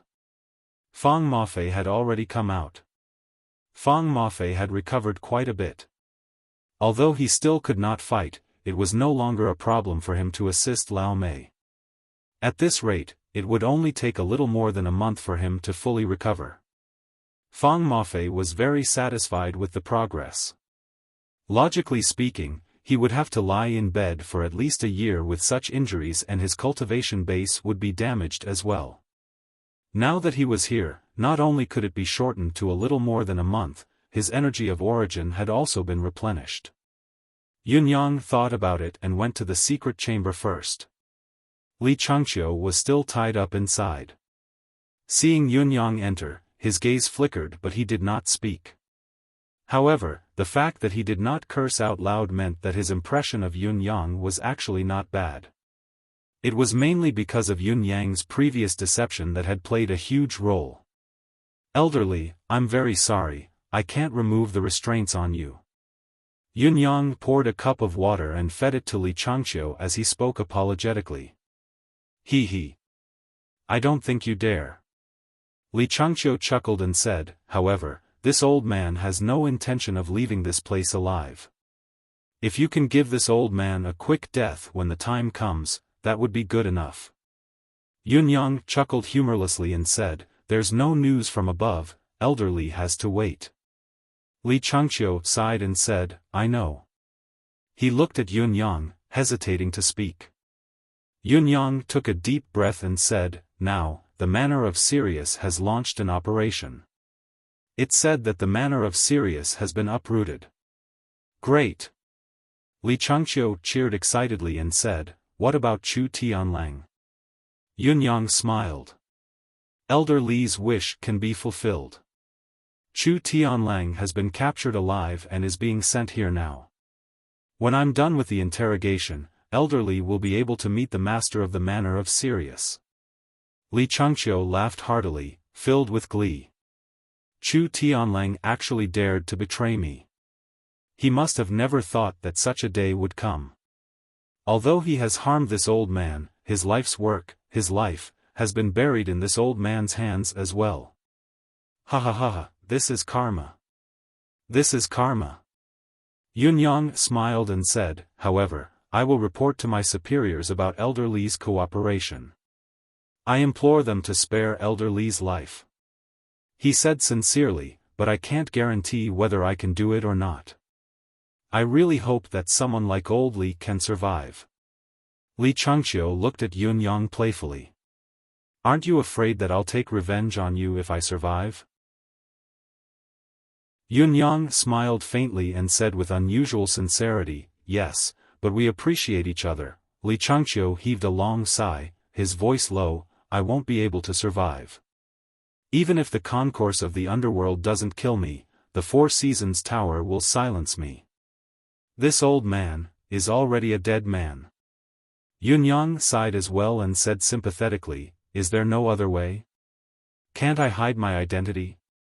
Li Changqiu was silent for a moment before he said, in this world, no one can escape the Four Seasons Tower's pursuit. No one. Yunyang was silent for a moment. Was the Four Seasons Tower really so powerful and mysterious? He forced a smile and said, at least we can still talk now. Oh right, Old Li, there's something I don't understand as well. I hope Old Li can help me. Li Changqiu asked, what is it? Obviously, Yun Yang's preferential treatment had melted the ice in Li Changqiu's heart. Their cooperation was getting better and better. Yun Yang said, according to what I know, the ambush of the 9 Supremes at Tianxian Cliff was the Four Seasons Tower's doing. It also started in Tiantang City. I'm very confused about this matter. Li Changqiu kept quiet and did not speak. Yun Yang ignored him and seemed to be talking to himself. He said, logically speaking, although the 9 Supremes are powerful, they're only a few generals of a country. Although they can kill the generals and capture the flags of thousands of troops and decide the outcome, their cultivation base may not be that brilliant or outstanding when placed in the martial world. Li Changqiu was silent for a moment before he said, you're wrong about this. You don't know how terrifying the 9 Supremes are. Yun Yang said, oh. Li Changqiu said, the ability of the 9 Supremes is indeed not high. If it's just based on mystical qi, each of them is only average. Even the leader of the 9 Supremes was only at the 5th peak of mystical qi. They couldn't even withstand a single blow. You're right. Although the 5th peak of mystical qi is already considered an expert, aren't they still like ants in the eyes of a true expert? Yun Yang said, puzzled. But the 9 Supremes have other powers. Once they grow, they'll be a real threat. Li Changqiu sighed, the 9 Heavens domain is not a place to train martial world experts. The true strength of the 9 Supremes isn't how strong they are. It's that, those strange powers that belong to the 9 Supremes themselves, those unimaginable abilities that are truly terrifying. This. I don't understand. Yun Yang scratched his head. From the battles that the 9 Supremes have participated in, the power that the 9 Supremes can currently display is only to create chaos for the enemy. To cause the enemy to be unable to form an army or a formation. As long as the 9 Supremes make a move, Supreme Earth's force of thick earth, for example, can cause the ground beneath the enemy's feet to suddenly change shape, collapse, rise, or even overturn. This isn't very useful in the martial world, but when 2 armies are facing off, it's enough to be fatal. Li Changqiu explained. This isn't bad, Yun Yang said. Also, Supreme Flame and Supreme Water share the same principle. What if there's a fire in the military camp? Or if the rations are raided and burned out instantly? Or if there's a sudden flood that hits the military formation and causes the enemy to sink deep into the mud? The others are all the same. Supreme Wind can work with anyone. For example, if Supreme Flame sets fire but the wind is not right, Supreme Wind can change it and blow the wind in the opposite direction. How effective is it? As for Supreme Thunder, the power of lightning, thunder, and fire, can be used in a battle formation? This is the terror of the 9 Supremes in a battle formation. Therefore, the 9 Supremes can decide the life and death of hundreds of thousands of soldiers. However, if it's a one-on-one battle in the martial world, they might not be so famous. Do you understand now?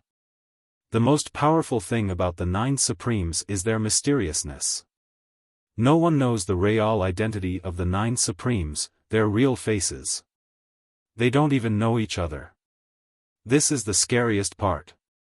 If the 9 Supremes were to really grow, even their mystical qi cultivation base would be more profound. Think about it, which country's army in this world could be the empire of Yutong's match? Yun Yang said, but this is not the reason the Four Seasons Tower wants to go against the 9 Supremes, is it? No matter how strong the 9 Supremes are, they're not a threat to the Four Seasons Tower. Li Changqiu thought about it and said, I really don't know the exact reason. However, since they've done something like this, there must be a reason. Yun Yang was slightly disappointed. Li Changqiu did not know anything about it either. What level did one have to be in order to be qualified to know this secret? However, Elder Li's side was a crucial link in dealing with the 9 Supremes. A crucial link? Not necessarily. Li Changqiu chuckled. We've only provided some information to deal with the 9 Supremes, and it's definitely not core information. Yun Yang guffawed and said, it's not an easy task to get information about the 9 Supremes. Li Changqiu snorted coldly. Chu Tianlang is in charge of this. God knows where he got the information from. That's why this bastard has always been unconvinced by this old man. Humph, this bastard who gave birth to a son without a pair of eyes. Chu Tianlang was in charge of this? Yun Yang squinted his eyes and said with a smile, I will make Chu Tianlang speak. A cruel smile hung on Li Changqiu's face as he said, if you can't get anything out of him, come and tell this old man. This old man can teach you a few interrogation techniques.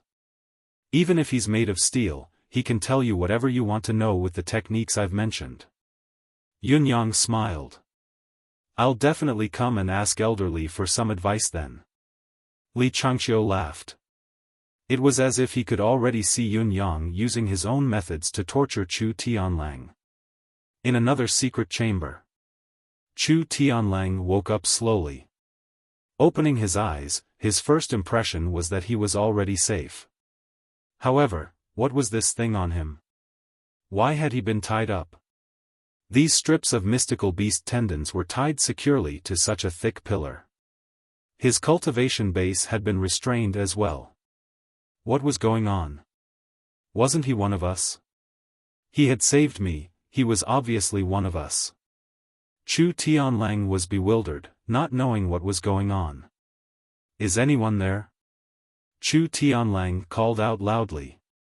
Only when his voice left his mouth did he realize that his voice was hoarse, as if his throat had been torn apart. After calling out twice, the sound of footsteps could be heard from outside. Following which, a young man dressed in a purple robe walked in from the outside. He was as elegant as a jade. Under the dim light of the oil lamp, the face of this youth dressed in purple gave Chu Tianlang the impression of an elegant and beautiful youth. However, he was immediately enraged. Who are you? Why am I here? Yun Yang smiled strangely. Who am I? Chu Tianlang, is this the attitude you should have when speaking to your savior? If it weren't for me, you would have fallen into the hands of the Ximen family long ago. How dare you question me now? Chu Tianlang was confused. You saved me? Nonsense. Yun Yang snorted. Did you lose your memory? Can't remember? Chu Tianlang said angrily, since you saved me, why did you tie me up? If I didn't tie you up, how could I heal you? Yun Yang said angrily, you were like King living Yi Yang, wriggling here and there with immense strength. If I didn't tie you up and seal your cultivation base, would I have waited for you to torture yourself to death? Chu Tianlang was slightly embarrassed. Compared to how he had struggled when he was unconscious. Looking at the wounds on his body, he could not help but say apologetically, I see. I'm sorry. Can you release me now? My limbs are uncomfortable being tied up. Chapter 60. He immediately felt that something was amiss. Chu Tianlang lifted his head abruptly, his gaze as sharp as a hawk's. Who are you? The corners of Yun Yang's lips curled into a cruel smile as he said slowly, I can tell you clearly that firstly, I'm not His Majesty's man. Secondly, I'm not His Highness's man. Thirdly, I'm not from the Four Seasons Tower. The terror in his eyes intensified. Chu Tianlang was sensitive enough to know that he had fallen into a trap. A vicious trap. He had thought that he would be safe if he could escape from the four noble families. Now, it seemed that he had fallen into an even worse situation. At the very least, he knew who the four noble families were and his background. However, he did not know the background of this youth in front of him at all. Your family members are all dead. Yun Yang's slow voice enunciated each word clearly, therefore, if I want to know something, I can only start from you. I can't threaten you.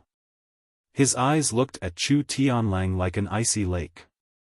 So, I hope you're prepared. Chu Tianlang chuckled and said sternly, try and see if you can get anything useful from me. Yun Yang said with a grin, of course, of course. Actually, I don't wish for you to tell me everything after a slap. That way, it won't be fun and there won't be any sense of accomplishment in applying what you've learned.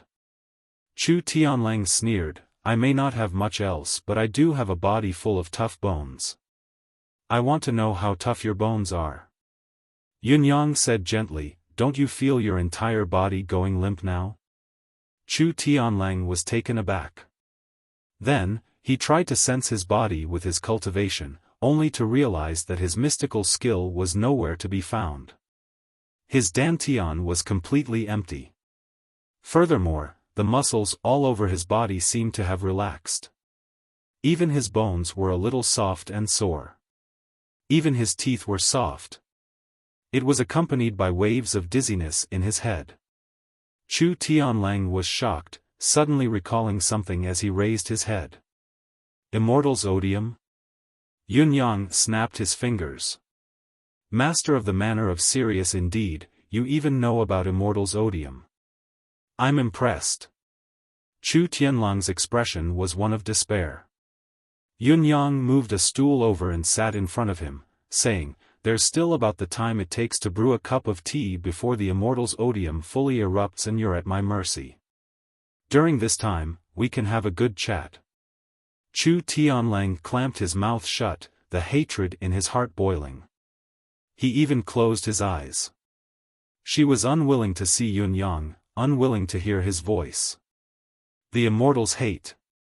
It was rumored that this was an extremely vicious cultivation dispersing medicine.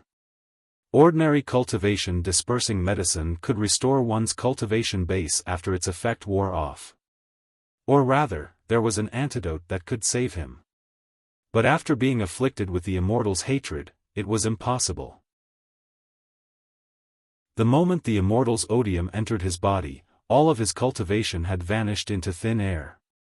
Even the deities in heaven would become mortals at the mercy of others if they were afflicted with the Immortal's hatred. This was the origin of the name Immortal's hatred. He was already ruined. Chu Tianlang knew this very well. Even if he could make it out alive, he would still be doomed.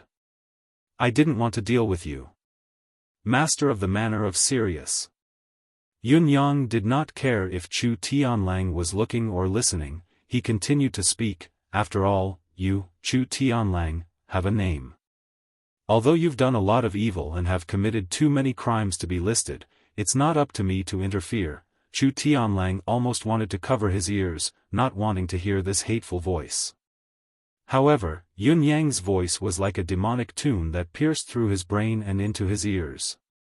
Hearing this, he could not help but want to ask, King don't want to deal with me, don't want to care about your father's business, then what's the point of this today? Yun Yang continued, but after I heard someone talk about you, I decided immediately that I'm going to get rid of you. Chu Tianlang could not hold it in any more and asked, who? Yun Yang smiled amiably, the 19th of the first month. This fellow had betrayed Li Changqiu without batting an eyelid. The 19th of the first month. Chu Tianlang wanted to grit his teeth but they were already sore.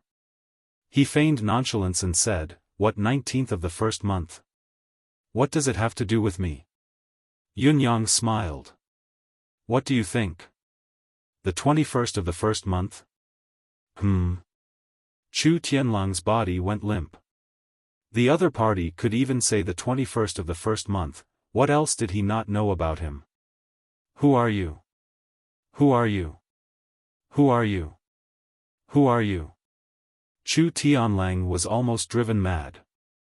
Since when did he have such a terrifying enemy? Where did he come from? His identity was a top secret. How would he know? Who I am, you'll know when I want to tell you. Yunyang said gently, but you have to be obedient. Chu Tianlang glared at him fiercely, spitting out a mouthful of spittle. Yunyang tilted his head and the spittle brushed past his ear. In the next moment, he had already stretched out his hand and said with a smile, "How dare you spit at me? Do you know what the price of a mouthful of spit is?" One hand touched Chu Tianlang's body, from his neck to his shoulder, all the way to his right arm. Then, two fingers pinched Chu Tianlang's pulse. Chu Tianlang paled.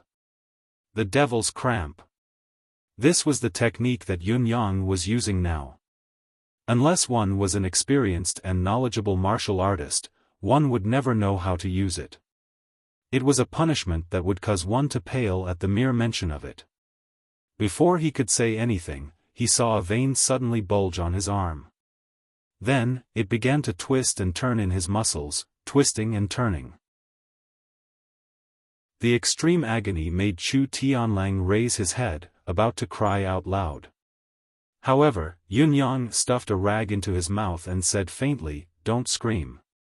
I like peace and quiet." The tendons on his arm began to rotate from his arm to his shoulder and neck. His bones crackled as they were rotated by his own tendons. His shoulder seemed to have split into two, one had almost reached his left shoulder while the other bulged high, almost at the same level as his forehead. His elbow was flipped over, the tip of his elbow actually twisted to the front. Beads of sweat rolled down Chu Tianlang's face.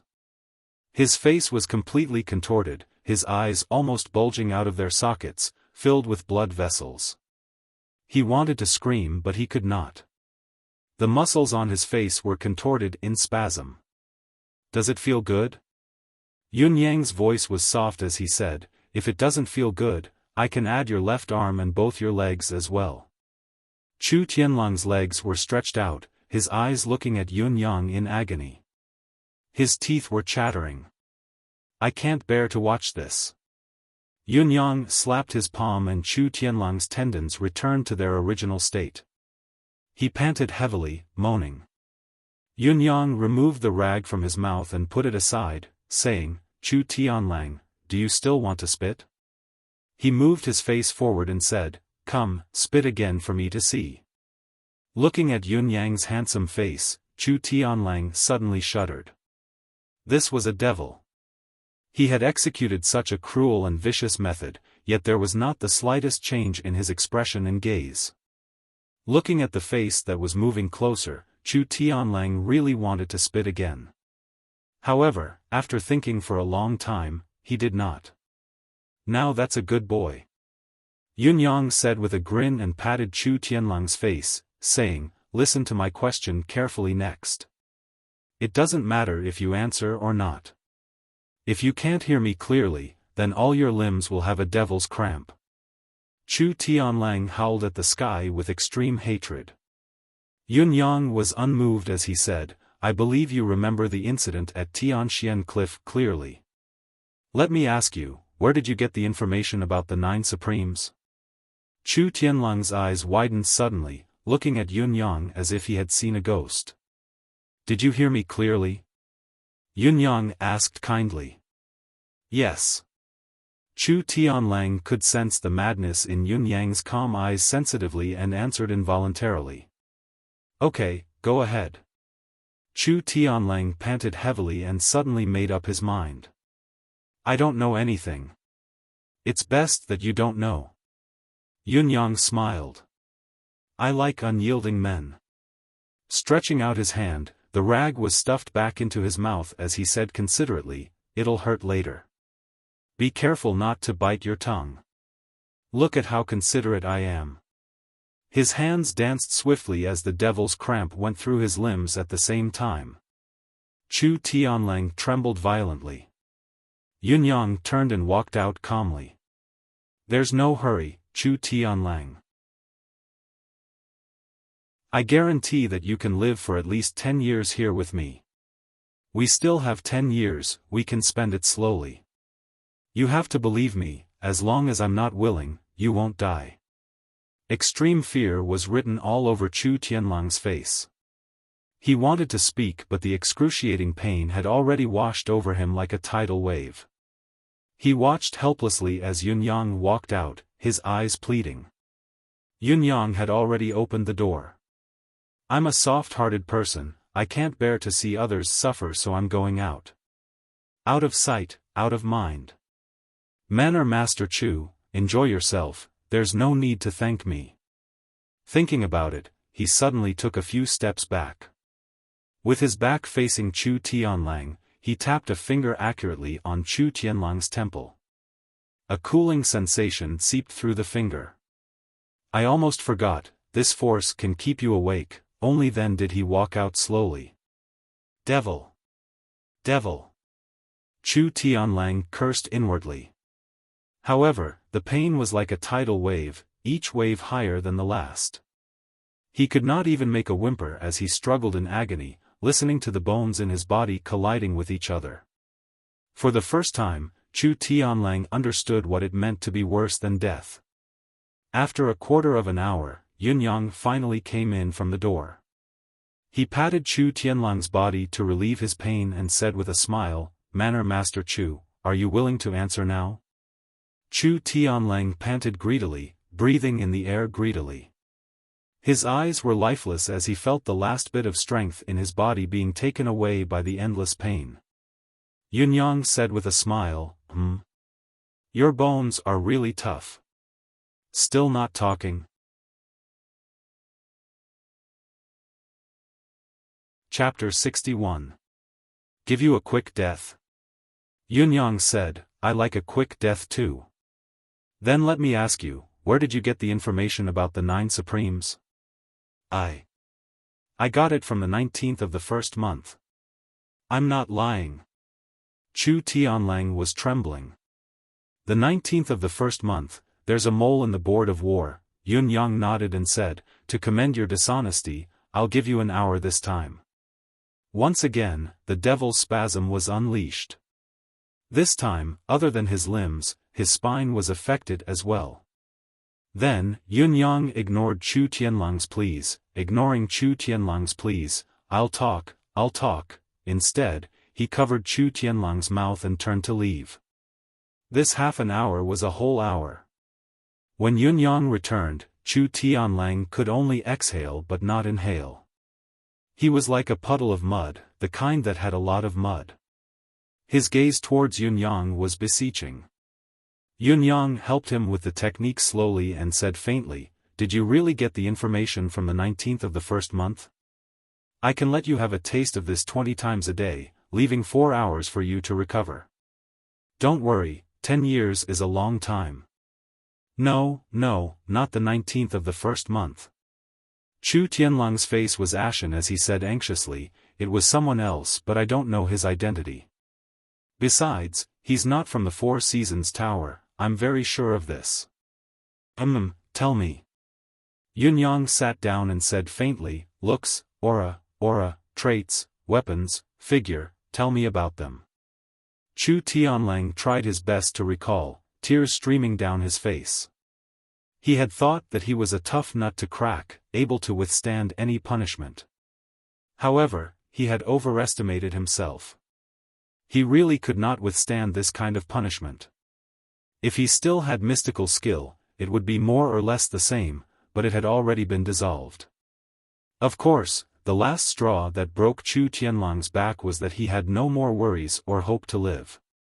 His family was all gone and he was already crippled. What was there to hold on for? That's a tall and sturdy man. He's masked, but I can feel the unique iron-blooded aura of the army. He's very powerful. He should be someone with great power. At the very least, he should be a great general. He's about 8 feet tall. The joints of his palms are very wide. His voice is deep but deep. It seems like he's trying to hide it. When I addressed him, I only called him Shengwan. I didn't know his real name. The smell of blood on his body is very thick. It's a kind of fiendish aura that comes from killing many people. Chu Tianlang tried hard to recall. Yunyang squinted slightly, searching for this person in his mind according to Chu Tianlang's description. He was now absolutely sure that Chu Tianlang had not lied to him. Everything he said was true. The look in his eyes had already collapsed, and his pupils were already scattered. This could not be faked. High position and authority, experienced war and slaughter, very dignified, very tall, very muscular, very muscular. Yunyang filtered through each of them in his mind. Of course, they also had to consider whether this person had changed his appearance. Therefore, the people that Yunyang had filtered out were only at the stage of suspicion. What else? Yunyang asked eerily. That's all. Chu Tianlang thought hard and shook his head blankly. Bullsh *T. Yunyang said coldly, whose people are they? Chu Tianlang, do you dare say that you don't know? Chu Tianlang shuddered and said, I'm guessing that it's the prince's men, but it's hard to tell who's the one who's supporting them. At first, I thought they were the crown prince's men, but later on, I realized that it's ambiguous and doesn't seem like it. Yunyang frowned. This answer was somewhat out of his expectations. He had almost locked onto the crown prince as his target. Why was there another twist here? What proof do you have? Yunyang asked. Young master may know that His Highness the Crown Prince and I are considered acquaintances. His Highness the Crown Prince had also paid a special visit to the Manor of Sirius to thank me for saving his life. Before the new year, His Highness the Crown Prince had made a trip there to relax. He seemed to have a lot on his mind, sighing over the 9 Supremes' deaths and hating the imperial court situation to the core. I saw that His Highness the Crown Prince's true feelings didn't seem to be an act. Chu Tianlang mused, it was then that I started to have doubts. Yunyang's brows were locked in a deep frown. His brows were furrowed tightly. When you saved His Highness the Crown Prince from danger, was it a combination design? Or did you design it yourself? Or was it really a coincidence? Yunyang asked. It was a combination design. Chu Tianlang revealed everything he knew. A combination design. Yunyang said, then how did you know His Highness the Crown Prince's whereabouts? Chu Tianlang said sadly, there's someone of ours beside His Highness the Crown Prince. I don't know who this person is, but he must be one of His Highness the Crown Prince's most important advisors. Yunyang nodded. What else do you know? For example, in your one-way contact on the 21st of the first month, do you still know who your downlink is? Who's your downlink? How many more do you know? Chu Tianlang's eyes were filled with struggle. Opening his eyes, he saw Yunyang looking at him with a gentle and kind expression. He could not help shuddering and said, I know. On the 19th of the first month, it's a blacksmith. On the 20th of the first month, it's a general in the military, his nickname is Zhenbei. I've contacted this one before, but he was also masked then. From under his mask, I could see his curly beard, even a little gray. On the 22nd of the first month, it's a eunuch in the palace. I don't know his real name as well as the rest. Even Yunyang's expression changed. The Four Seasons Tower's infiltration was so terrifying. What Yunyang knew now was that there was a left imperial censor, an advisor to His Highness the Crown Prince, an unknown general, a palace eunuch, a military general with the nickname of Zhenbei, a blacksmith, and the master of the Manor of Sirius in the martial world. It was terrifying to the extreme. The Four Seasons Tower was lurking in every industry. However, this Chu Tianlang obviously knew more than the 19th of the first month. Yunyang thought to himself, no wonder Chu Tianlang was unconvinced, no wonder Li Changqiu was wary. What you know seems to be beyond the scope of your authority, Yun Yang said coldly. Yes, I've been keeping an eye out in secret and I want to take another step up. Chu Tianlang said sadly, I have a plan. Once I reach the position of hall leader, the Supreme Lord will be able to pass down the art of agelessness. Yun Yang was shocked. The art of agelessness? That's what the rumors say. Chu Tianlang looked miserable. But after so many years of effort, I've only managed to touch a little bit and it's all a blur. Is there anything else? Since you've met the so-called Jinbei general before, with your observation skills, you should be able to see more. Yun Yang's gaze was cold as he stared at Chu Tianlang. He was very tall, about 8 feet tall. His physique was muscular, probably 200 kgs, and he had the aura of someone in charge of life and death. Chu Tianlang tried his best to recall. His position must not have been low. Oh, right. His eyes shone suddenly. What? Yun Yang's gaze brightened as well. This person is a lecher. Last time, he came to my manor because he had some matters to attend to. I arranged a concubine to sleep with him. According to that concubine, he had a scar on his buttocks. It was like a crescent moon, on his left buttocks. Yun Yang perked up. A lecher with a scar on his buttocks. This clue was the most important one. At the very least, there was something clear.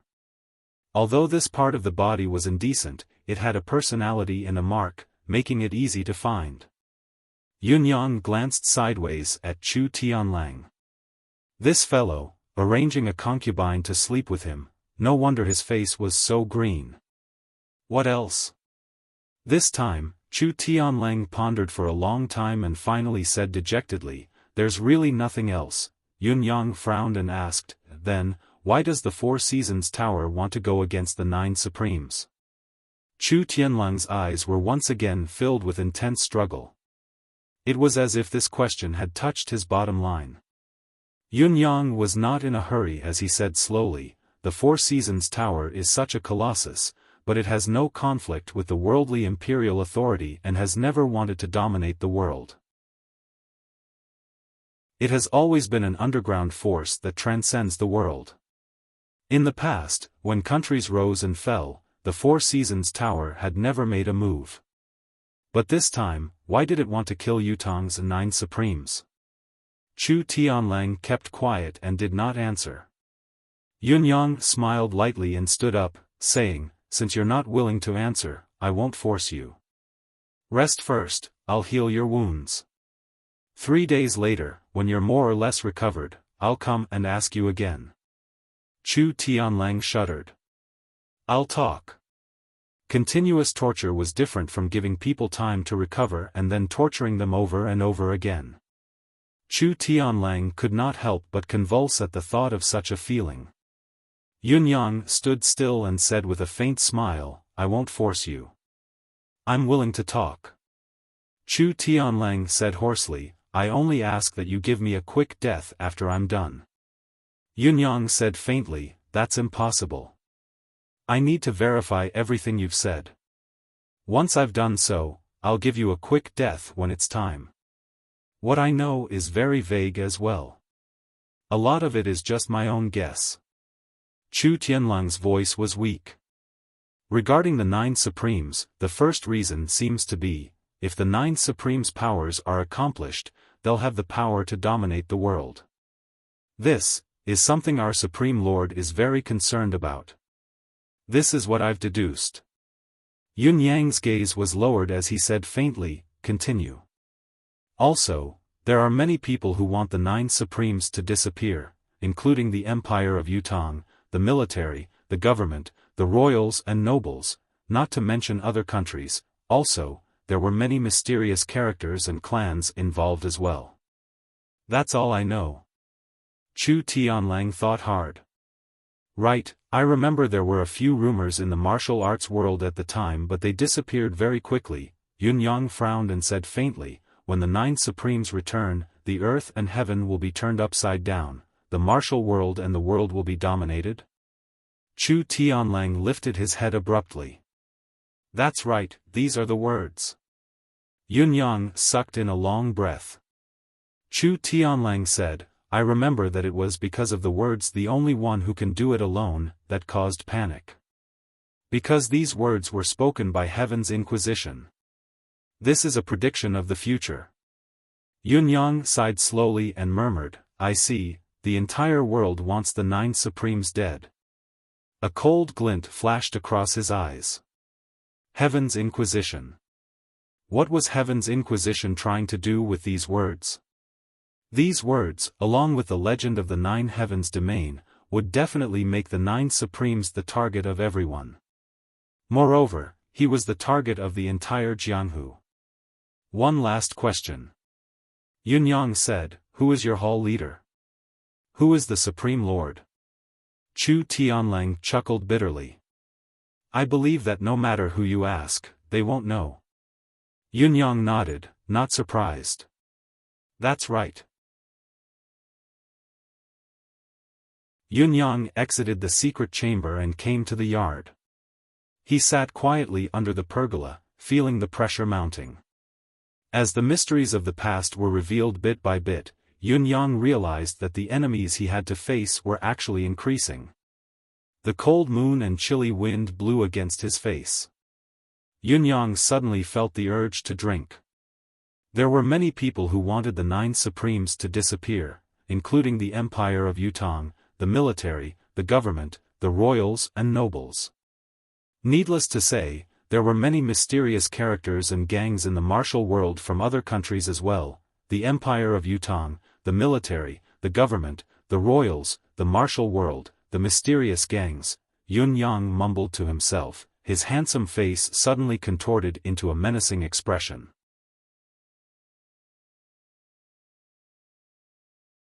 Chapter 62. Yunyang's heart sank. These pieces of news had truly pressured him. The crown prince's advisor, the government officials, the military generals, the palace's eunuchs, and the northern garrison general on the 20th of the first month. Yunyang dared to guarantee that these were all fake titles. Yunyang had originally planned to summon the 9 heavens dictum once he found a clue and continue the investigation. However, he dared not do so now. It was not that he did not dare to deal with these people, but he dared not let the 9 heavens dictum act. The implications were too great. If those brats were to find out that their most respected boss was killed by the people they had been protecting all this time, who knew what kind of trouble they would cause? The Empire of Yutong would be turned upside down, that was for sure. Thinking of His Majesty spitting blood and fainting time and time again, of the old marshal racking his brains for this, of the hundreds of millions of people in the Empire of Yutong who would be plunged into misery if chaos broke out, Yunyang gritted his teeth, swallowing the grief and indignation in his heart. I will do it all alone. Watch as I single-handedly dominate this world. Yunyang recalled Heaven's Inquisition's words and enunciated each word through gritted teeth, dominate, dominate. Yunyang stood under the pergola, in the center of Tiantang City, surrounded by thousands of lights. However, he suddenly felt a sense of loneliness that came from the depths of his heart.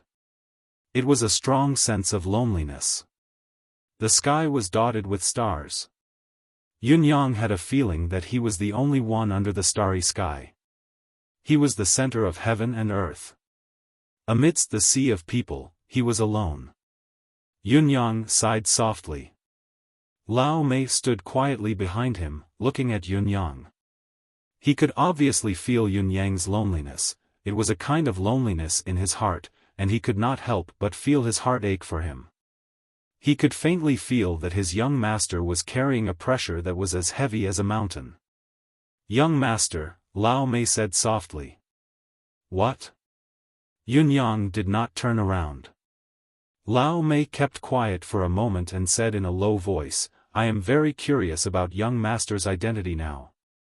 Yunyang smiled faintly. Curious? Yes. Young master has arranged for me to send out tens of millions of gold coins in this year.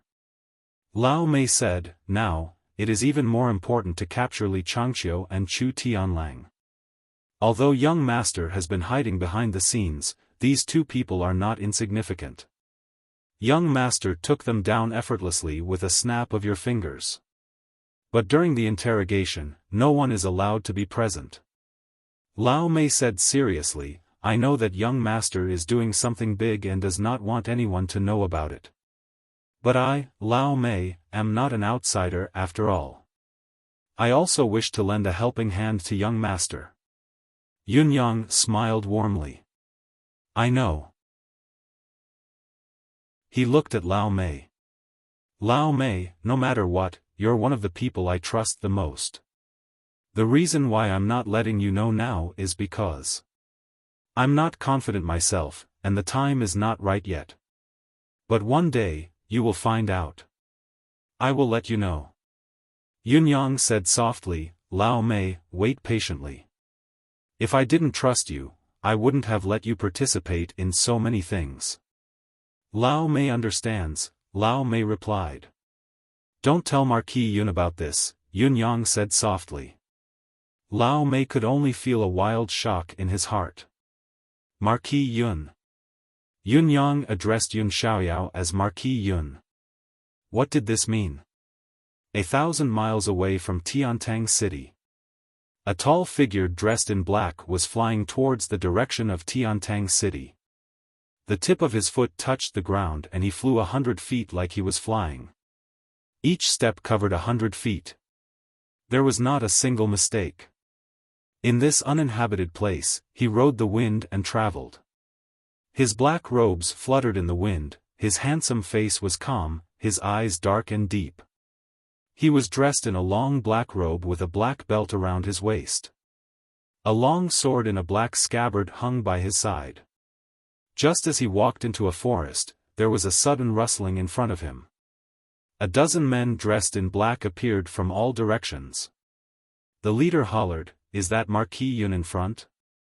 The man lifted his gaze slightly and did not answer, but everyone could feel that his gaze had answered their own question. It was him. 7 Steps Killer Sword, Yun Xiaoyao. As a swordsman of the martial world, you're already in the imperial court now. You've enjoyed enough glory and wealth. Come with us. The masked man in black cackled menacingly. With a wave of his hand, he commanded, Take him down. Marquis Yun, who was standing opposite, watched the dozen men in black charge towards him with a calm gaze. Suddenly, he floated up. His black robes fluttered as he charged forward. His right hand brushed across his waist elegantly and a flash of sword light appeared in his hand. Swoosh, swoosh, swoosh, more than a dozen bolts of lightning flashed in the dark sky. Sky blue lightning. Just as the dozen men in black came into contact with Marquis Yun, blood spurted from each of their throats at the same time. Disbelief flickered in their eyes. Marquis Yun's limpid sword tip had already pierced into the chest of the leader of the men in black with an elegant sky blue glow. The blade was cool like water as it shimmered with a blue glow. Both of them stared at each other with a long sword between them. The man in black's gaze was filled with disbelief and despair while Marquis Yun's was still as calm as ice. You're not 6th peak, you're 9th peak. The man in black spoke with difficulty. Looking at the long sword in front of his chest, he could only feel his strength draining away along with his vitality. He felt that it was ridiculous. A peerless expert of the 9th heaven. Who was the one who spread the news that he was only at the 6th peak? How could they have come to ambush a 9th heaven expert so foolishly? This was a setup. I've never been a 6th peak. Marquis Yun said faintly, Who asked you to come? Huh. The man in black made a strange sound as he mumbled, Do you think you can get an answer out of me? Marquis Yun nodded indifferently. With a push, the long sword pierced through his chest. Clang! The long sword returned to its scabbard. Marquis Yun's silhouette was already 100 feet away. With another flash, he had already disappeared. I didn't even plan to ask. What will come will come. I have my sword. It's enough.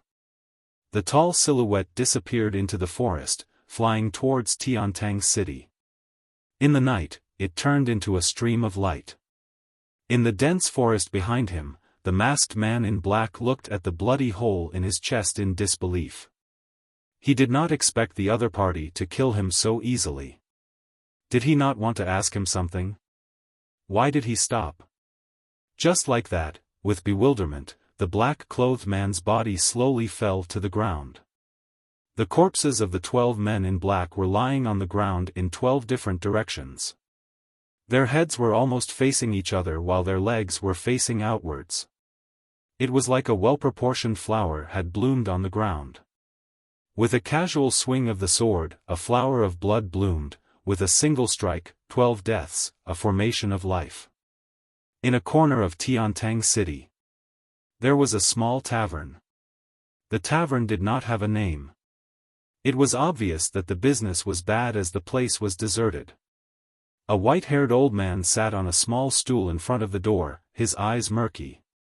Yunyang appeared in the night and came to the old man's side, saying faintly, "Old Dugu, a guest is here." The old man's eyes were blurry as he hummed, "What would you like to eat, sir?" A warm smile hung on Yunyang's face as he said, "Would like to eat the Chinese cabbage and tofu you made. Also, I would like to drink some concentric wine." The old man lifted his head to look at Yunyang and said, "Sir, you look unfamiliar." Yunyang said, "Someone who has eaten your Chinese cabbage and tofu is someone familiar, no matter how unfamiliar he is." The old man's eyes shone as he said, "Yes, yes, that makes sense. Please come with me." Yunyang walked in. The old man was right behind him as he installed the door plank. A sign was hung. Closed. He was not serving any other customers. "It's been a long time since anyone has come to drink in this small tavern of mine." Old Dugu said in a low voice as he hunched over and busied himself, "If you didn't come today and no one came in a few days, would have closed and left." Yunyang's expression was distant as he looked at the dirty tavern, his eyes filled with emotion. He still remembered that each time they returned from a mission, the brothers would use different methods and paths to find this place and meet up here. The brothers each had a small table, drinking alone. However, when their gazes met occasionally, they were filled with joy and joy. "We're together again." Now, the tavern was still filled with small tables. Each table was only 2 feet wide and could only hold a dish, a pot of wine, and a goblet. There was no other space. 18 tables were arranged neatly along the corners of the walls. Subconsciously, Yunyang walked to the 9th table and sat down. His gaze involuntarily swept across the other tables. Old Dugu looked at Yunyang's expression and suddenly lowered his head. 2 drops of murky tears fell to the ground. He then carefully scrubbed the wok and all the utensils. He was meticulous in his work. A translucent Chinese cabbage appeared on the chopping board. He felt around with his fingers, and a hidden cabinet appeared on the wall in front of him. He took out a kitchen knife that gleamed with a cold light. He muttered to himself, "Do you want to learn this skill of mine? Do you want to learn how to make Chinese cabbage and tofu from me? This Chinese cabbage needs to be shredded. This tofu needs water." Yunyang listened attentively and finally said softly, "Old Dugu, are you leaving too?" Old Dugu's murky gaze stayed in a daze as he murmured, "They're all gone, the old customers are all gone, they're not coming anymore, what's the point of me staying here?" Yunyang felt a pang in his heart as he said, "I'll come often." "You won't come often, you can't come often." Old Dugu murmured, "This is the last meal I'll make for you." Tears glistened in his murky eyes. Yunyang was silent. "You won't come often, you have too many things to do. You can't come often, it'll affect your state of mind." Yunyang understood. He was silent and so was old Dugu, busy with his work. The sound of the kitchen knife, the sound of hot oil, and the indescribable aroma filled the small room. An inexplicable sense of loneliness and warmth suddenly assaulted Yun Yang's heart. A plate of Chinese cabbage and tofu was placed in front of him. The Chinese cabbage was like jade, crystal clear, the tofu was like white jade, white and flawless, the soup was like clear water and blue sky. A pot of wine was placed in front of Yun Yang. The aroma of the wine assaulted his nostrils.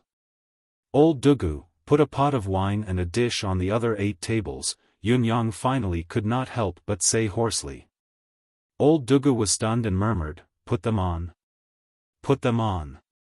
Yun Yang lowered his head, his voice hoarse with a slight tremble. Chapter 63. Each of the 8 small tables was filled with dishes and wine. The goblets were filled to the brim. Yun Yang sat alone with his head lowered. He ate a mouthful of food and drank a mouthful of wine. Not a word was spoken. Old Dugu sat in the corner, looking at the 8 empty seats and the dishes on the 8 small tables. After a while, he slowly closed his eyes. 2 streams of murky tears fell silently. "I found a place." Supreme Blood's voice was excited. "We can go drink there." "Where is it? Is it reliable?" "Of course it is. Besides, the old man there only knows how to cook one dish, cabbage and tofu. The taste is superb." "Only cabbage and tofu?" "Only cabbage and tofu." "Then we have to try it. It's not bad indeed." "Boss, let's all go next time." All right. That old man is eccentric. His business isn't good, so not many people go there. We can give him more money when we go." "All right. I had a great time drinking yesterday." "Me too. I felt relaxed going to that little shop. It's been a long time since I felt like this." Gio seems to have fainted from drinking last night. Everyone, be considerate. Gio is still young, still a child. He hasn't grown any hair yet, why would he drink? Ha ha ha ha, you're the child. Your whole family are children. You're the one who hasn't grown any hair. You've grown? Show me. Ha ha ha. Yun Yang drank goblet after goblet, memory after memory surged into his mind. Everything was so clear in his memory, it was as if the 8 brothers were sitting at their seats, drinking while watching the other brothers quietly. Everyone's heart was still filled with happiness and contentment. The aroma of the wine permeated the air like the souls of the 9 brothers had fused together. Yun Yang drank a mouthful of wine and a wave of sadness washed over him, causing him to choke and cough. Cough, cough, cough. He covered his mouth and lowered his head, coughing non-stop as tears rolled down his cheeks. It was only after a long while that his coughing stopped. In his heart, he had already reported his findings during this period of time to his brothers. "I'm doing it, I'm doing it. Do you see it? Old Dugu, where are you going?" Yun Yang's voice was muffled. "I don't know either," Old Dugu said blankly. "Come to my house." Yun Yang said, "I'm short on manpower. I'm not going." Old Dugu looked at Yun Yang's back as he leaned against the table lovingly, like an old man looking at his fragile and overburdened son. He said hoarsely, "I have things to do as well." Yun Yang said in a daze, "Yes, we all have things to do, after a long while." Yun Yang stood up, looking longingly at the small tables and the 8 untouched dishes. Suppressing the throbbing pain in his heart, he closed his eyes and said hoarsely, "I'm leaving." Watching Yun Yang's silhouette disappear around the corner, Old Dugu's gaze lingered for a long time. The midnight breeze caressed his old face, the wrinkles on his face like the lines drawn by the passage of time. "Child, you're too tired." Old Dugu murmured soundlessly, "Blood is my only family. I've picked up this baby in his swaddling clothes from the snow and watched him grow up day by day, watched him build his career day by day. Finally, I've waited for such news. Luckily, there's still someone here." How nice. Old Dugu's gaze slowly changed. Since there's still someone here, I'm relieved. I'm going to do what I should do as well. How can I not seek revenge for this blood debt? His gaze sharpened abruptly. Like two bolts of lightning, they tore through the night sky. His hunched form straightened abruptly in front of the shop. Boom! A soundless aura gushed out. Behind him, the entire shop, including the tables and chairs, the kitchenware, and even the entire house, turned into powder without a sound. Then, with a shake of his body, he vanished as if he had melted into the air. Yun Yang's entire demeanor was somber as he walked on the road. Could he not go to this shop anymore from now on? A silhouette suddenly appeared before him. It was as if the silhouette was shrouded in mist, blurring his vision. Only a blurry silhouette could be seen. Child, I have a gift for you. The blurry silhouette spoke and waved his hand. Yun Yang felt like there was something in his embrace. He called out subconsciously, Old Dugu. His sensitive senses picked up a whiff of smoke and smoke. Could this Old Dugu actually be an unparalleled expert? The blurry silhouette did not answer. With a swoosh, it disappeared into thin air without a trace. Yun Yang looked around, only to see the galaxy and the bright moon in the sky. Where was the blurry silhouette? Reaching into his robe, he took out the item and was stunned. It was a metal token. It exuded a dark red hue. A word was carved in the middle, then. The nine heavens mystical steel, the medallion of gratitude.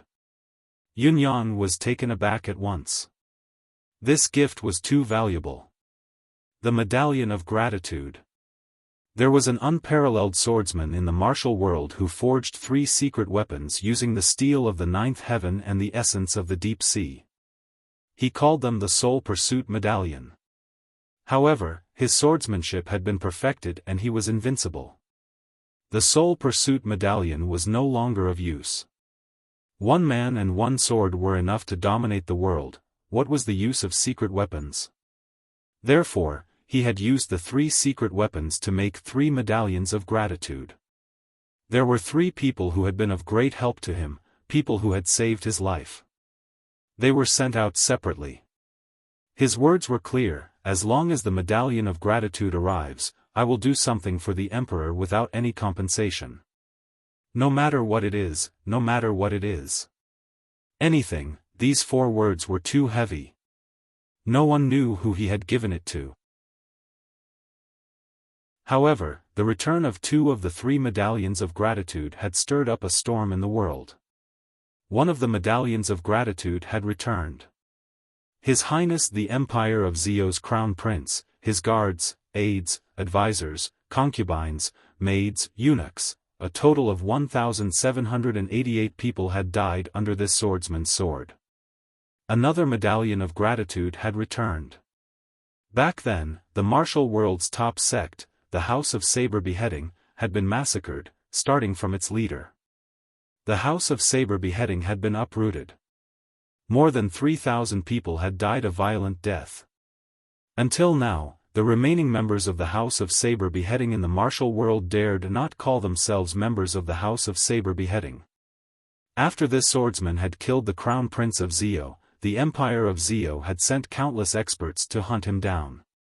However, he had remained unscathed. Instead, it was those who had pursued him who had died under his sword without exception. It was from then on that this swordsman was honored as the unrivaled swordsman in the world. Jun Moyan. That was his name. Jun Moyan, clad in green and with a sword in hand, looked down on the world of mortals and clouds. The medallion of gratitude had chilled heaven and earth. 2 of the 3 medallions of gratitude had been returned. In other words, the medallion of gratitude in Yun Yang's hands now was the only one in this world. With this medallion, he could command the unrivaled swordsman, Jun Moyan, once. No matter what. Yun Yang sucked in a cold breath. He turned and ran back. Who was this Old Dugu? How could he have such an earth-shattering item in his hands? However, the gift was too valuable, so much so that Yunyang dared not accept it. When he returned to the tavern, all he saw was a floor of powder. At this moment, the original location of the pub was no longer in ruins. Only a thick layer of fine powder that looked like sand was left on the ground. On the wall next to it, a piece of paper was nailed with a gleaming cleaver. It was a blank piece of paper. Yunyang's heart skipped a beat. Reaching out to grab the spiritual qi in the air, he soaked the entire piece of paper. A line of words slowly appeared on it, "Don't look for me. Someone has to pay the price for my child's death. You're in Yutong, I'm going to Dongxian, Zio, Tianxi, Dayuan." The murderous intent within the words was overwhelming. Yunyang shuddered. My child is dead. My child. Who was it? He recalled that Supreme Blood had always clamored to come here, and each time he had mentioned this place, he had always been happy. This place had been discovered by Supreme Blood himself. This was Supreme Blood's father. My brother's father. This old father had been here, in this rundown tavern, silently watching over his children until now. He had unparalleled skills, but he had been living in poverty. It was because he knew that as long as he was here, his son would be able to find him. His children would have a home. Each time he cooked for his children, his heart was filled with happiness. He did not need the martial world storm, nor did he need an unparalleled reputation. He only wanted to see his children safe and sound. Even when the world was saying that the 9 Supremes were dead, he had still been waiting here, waiting for a faint hope. He had held on for a year. Finally, Yunyang had come. The old man was completely relieved. However, he had also given up completely. Yunyang said that there were dishes and wine on all 8 seats. At that moment, he knew that his children were really gone. He did not know who the remaining one was, which one of the 9 Supremes it was, but he would never ask. A secret is a secret. The children's secret is my secret. Therefore, when he was sure that he had seen the true face of one of them, he had left immediately. He wanted to seek revenge. This journey would be filled with a storm of blood and fire. In spite of this, he would never return. His heart was dead. However, before he left, he had left the medallion of gratitude behind. If I had the medallion of gratitude, I could only kill a few people at most. However, if I had left it with this child, it could unleash unimaginable power. Besides, it was also a talisman that I had left for my child. My medallion of gratitude has been given to this child. I will tell Jun Moyen, of course. With the medallion of gratitude of the unrivaled swordsman, who dares lay a finger on my child?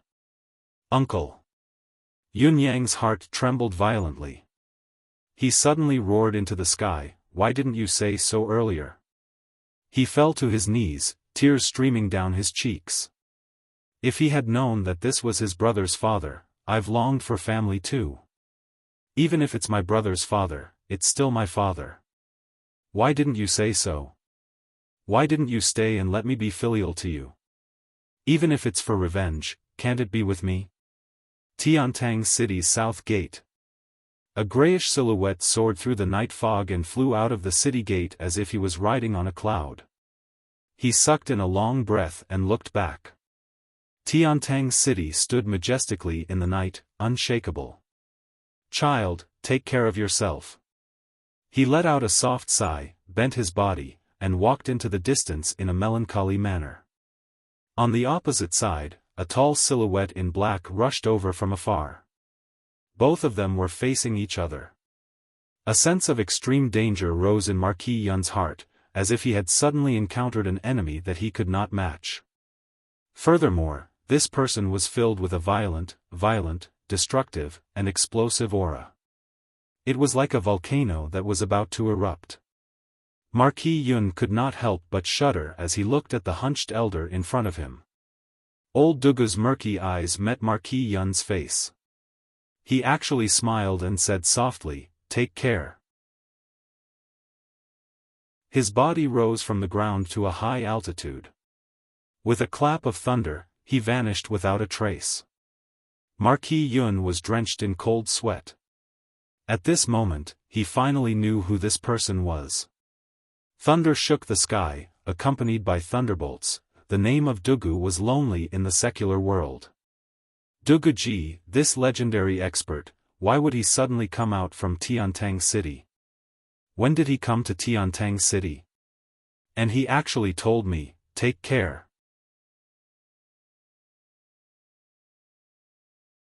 Chapter 64. Yun Yang returned to the residence of Yun, feeling melancholy. The medallion of gratitude was stuck to his chest, but it made his heart feel like it was burning. I hope that we can meet again in the future. Yun Yang's gaze was resolute. I'll definitely let you enjoy your life in peace. Old sir, you must take care. He stepped into the house, and before he could adjust his emotions, he saw Lao Mei looking at him strangely. There was another person standing in the yard with his back facing him. Yun Yang's gaze flashed, knowing immediately. Lao Mei, you may leave, Marquis Yun said softly. Yes. Although Lao Mei was curious about the relationship between this father and son, and wanted to stay for a look, Marquis Yun had asked him to leave, so he had no choice but to do so. You're back. How did it go? Yun Yang smiled relaxedly. Not bad, it went smoothly. Marquis Yun smiled casually as well and turned to look at Yun Yang with an odd gaze. I've killed the leaders of the 8 barbarian tribes in the southern wasteland. Now, at least in the southwest, there's no leader. Yun Yang sighed, his gaze turning odd as well. I was just asking. This is your own matter, why are you telling me? I didn't ask you to do these things, how have you been recently? Marquis Yun asked. I'm alright, still the same. Yun Yang said casually, anyway, I'm living a carefree life. Marquis Yun smiled. As long as you don't cause trouble. Yun Yang laughed and said, are you going out again now that you're back? Marquis Yun frowned and said, I'm going to the grassland in a few days. The grassland. Yun Yang hummed and said, the grassland is not like the southern wasteland. There are countless experts there. You have to be careful. Of course. This was a strange pair of father and son. The father did not act like a father, and the son did not act like a son. Instead, they were like a pair of friends who treated each other with respect and treated each other like guests. They met by chance and exchanged a few words indifferently. After exchanging a few words, the two of them actually felt that there was nothing left to say. I'm going to sleep, Yun Yang said. Go. Oh, right. There's something I'd like to ask you. Marquis Yun called out to Yun Yang, actually, I've always been curious about your identity. Ever since you saved my life outside the Great Wall 3 years ago, I knew that you were definitely not an ordinary person. But, who are you? There was extreme confusion in Marquis Yun's gaze. Back then, you asked me to arrange this identity for you and said that you would tell me the reason after 3 years. It has been 3 years now. Yun Yang was stunned for a moment before he chuckled bitterly and said, Marquis Yun is a wealthy man of leisure. Besides, almost no one knows that Marquis Yun's true identity is that of the late emperor's son. He is His Majesty's biological brother. Marquis Yun snorted. Therefore, although Marquis Yun has always roamed the martial world and never entered the imperial court, he has always been doing things for the benefit of the Empire of Yutang. When His Majesty was attacked by an assassin back then, Marquis Yun didn't lend a helping hand because it was a coincidence. He had been paying close attention to his brother, so he was able to act in time. Because of this, His Majesty had an excuse to confer you the title of Marquis of Heavenly Clouds. When the late emperor named you Xiaoyao, it was because he didn't want you to interfere with the imperial court. However, Marquis Yun was framed when he was in danger 3 years ago. It was also at that time that I coincidentally lent Marquis Yun a hand. I even asked for the identity of Marquis Yun's son in return for the favor. Yun Yang said, I said that I would tell you the truth 3 years later. I have said this before. Marquis Yun looked at him with a burning gaze. Marquis Yun believed that Yun Yang's sudden words were not spoken casually. Since he had said it at such a critical juncture, there must be a reason for it. Marquis Yun is wholeheartedly for Yutong. No one can deny this. Yun Yang said calmly, there is one similarity between Marquis Yun and me. We live as Yutong's man and die as Yutong's ghost. Marquis Yun's expression lightened slightly. However, I still can't tell you the whole truth. Now is not the time. Yun Yang lifted his head, his eyes looking straight at Marquis Yun. I can only tell you that I am related to the 9 heavens dictum. Marquis Yun jolted. His gaze was abruptly heated as his attitude turned respectful. The 9 heavens dictum of the 9 Supremes Lords? Yun Yang's gaze flickered. I am a spy. It is enough for Marquis Yun to know this. A spy? Marquis Yun understood tacitly. A spy of the 9 heavens dictum. That meant that no one must ever know about it. I understand. Marquis Yun said, if there is anything, I can help. Yun Yang said, if there is really something, I won't be courteous. But now, or perhaps for a very long time, I still need this identity. I understand. Marquis Yun's gaze was burning. Since it is the 9 Supremes Lord's business, it is the Empire of Yutong's business as well. Don't worry. Even if I, Yun Xiaoyao, am crushed, I will never reveal this secret. Yun Yang nodded and said softly, however, Marquis Yun has to be careful. His Majesty's children have grown up, they have begun to have their own thoughts. So, Marquis Yun sighed and nodded lightly. Yun Yang sighed as well. A spy of the 9 heavens dictum. Now, he had to dispel any doubts in Marquis Yun's heart. That was why Yun Yang had created such an identity for himself. In addition, Yun Yang believed that this Marquis Yun would never reveal his secret. Secondly, even if Marquis Yun revealed his identity as a spy of the 9 heavens dictum, Yun Yang had countless ways to escape. Therefore, he had no qualms. Go to the grassland in a few days? 10 days later. That's good. We can avoid the capital's whirlpool. But before we go, we still have to meet His Majesty. Marquis Yun said with a frown, the princes are causing so much trouble. The Empire of Yutong is already in a precarious situation.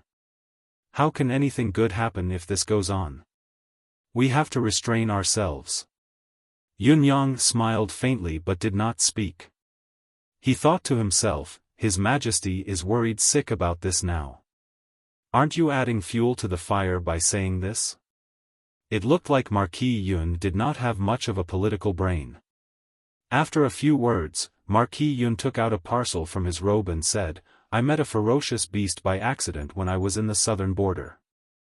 After I defeated it, I found out that this fellow was guarding a stalk of blood-colored lingji mushroom. I consumed half of it and my cultivation base surged from the 8th level pinnacle to the 9th heaven. This is the other half. Marquis Yun said, I know there's something wrong with your body. When you saved me 3 years ago, you were already at the 3rd heaven pinnacle of mystical qi. Now, you're actually not even at the 3rd heaven. Perhaps this can help you. Yun Yang was silent for a moment. Feeling Emmy's restlessness, he wanted to reject it but nodded and said, Thank you. You're welcome. Marquis Yun patted his shoulder gently. I'll enter the palace early tomorrow morning and visit a few friends' houses in the afternoon. I won't be home for these few days. Yun Yang said, then meet me before you leave. All right. If the conversation between this father and son pair had been overheard by others, their eyes would have popped out of their sockets. Just as Yun Yang was about to leave, he suddenly thought of something. Does His Majesty know about me? He recalled their meeting in the residence of Old Marshal that night. If His Majesty knew the truth, he would not have treated him with such an attitude. As expected, Marquis Yun answered, "He doesn't know. Since I've promised you, this secret can only be known by the two of us in this world." "That's good." Yun Yang returned to his room and went to rest. Marquis Yun stood outside in the night, his gaze fixed on a flowering tree beside him. A thoughtful look flashed across his eyes. "Spy?" He smiled faintly, his thoughts racing. According to Lao Mei's observation, Yun Yang was related to the Nine Heavens dictum. This was without a doubt. However, his status should be a little higher than that. What his identity was, he couldn't be sure. Besides, this fellow's cautiousness had reached the peak of perfection. Lao Mei was the only person by his side who could be used in the open. However, he was still able to keep Lao Mei in the dark even after everything had been done. This kind of wisdom was both admirable and terrifying. He pondered for a moment. Then, he went to Lao Mei's room. "Lao Mei, follow young Master Yun Yang wholeheartedly from now on." Marquis Yun said faintly with his arms behind his back, "There's no need to report to me if there's anything else." Lao Mei replied, "Yes, young master." Marquis Yun sighed. "Back then, the three of you roamed the martial world with me. Now, you're the only one left. Following Yun Yang will give you a more stable life, unlike following me, wandering from place to place." Lao Mei's eyes were moist. "Young master, Mei Wenjian won't regret it even if he dies." "I know, but I'm afraid I'll never be able to settle down in this lifetime." Marquis Yun sighed slowly. "Yun Yang is a man who does great things. Follow him. I trust you, and I trust him." Lao Mei blinked and asked in a daze, "Young master, is young master Yun Yang really not your son?" Marquis Yun chuckled bitterly. "I really want to make this a reality and acknowledge him as my son, but it's obviously impossible." Lao Mei sighed. When Yun Yang returned to his room, his emotions were as calm as still water. When the four children saw him, one of them crawled out from under the blanket, another from somewhere on top of the bed, another from the beam, and the last one crawled out from a book on Yun Yang's table.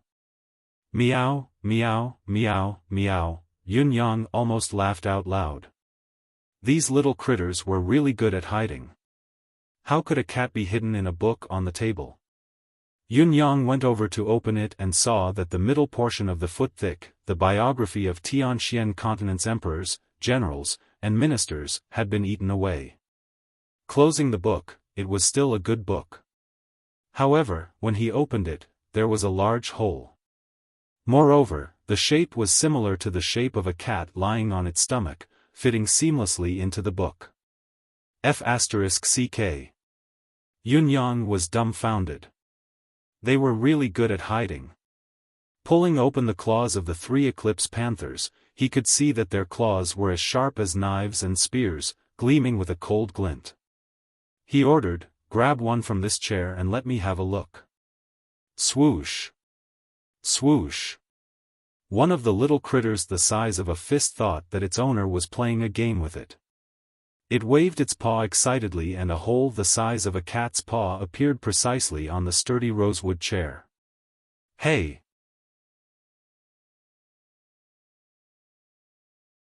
Chapter 65.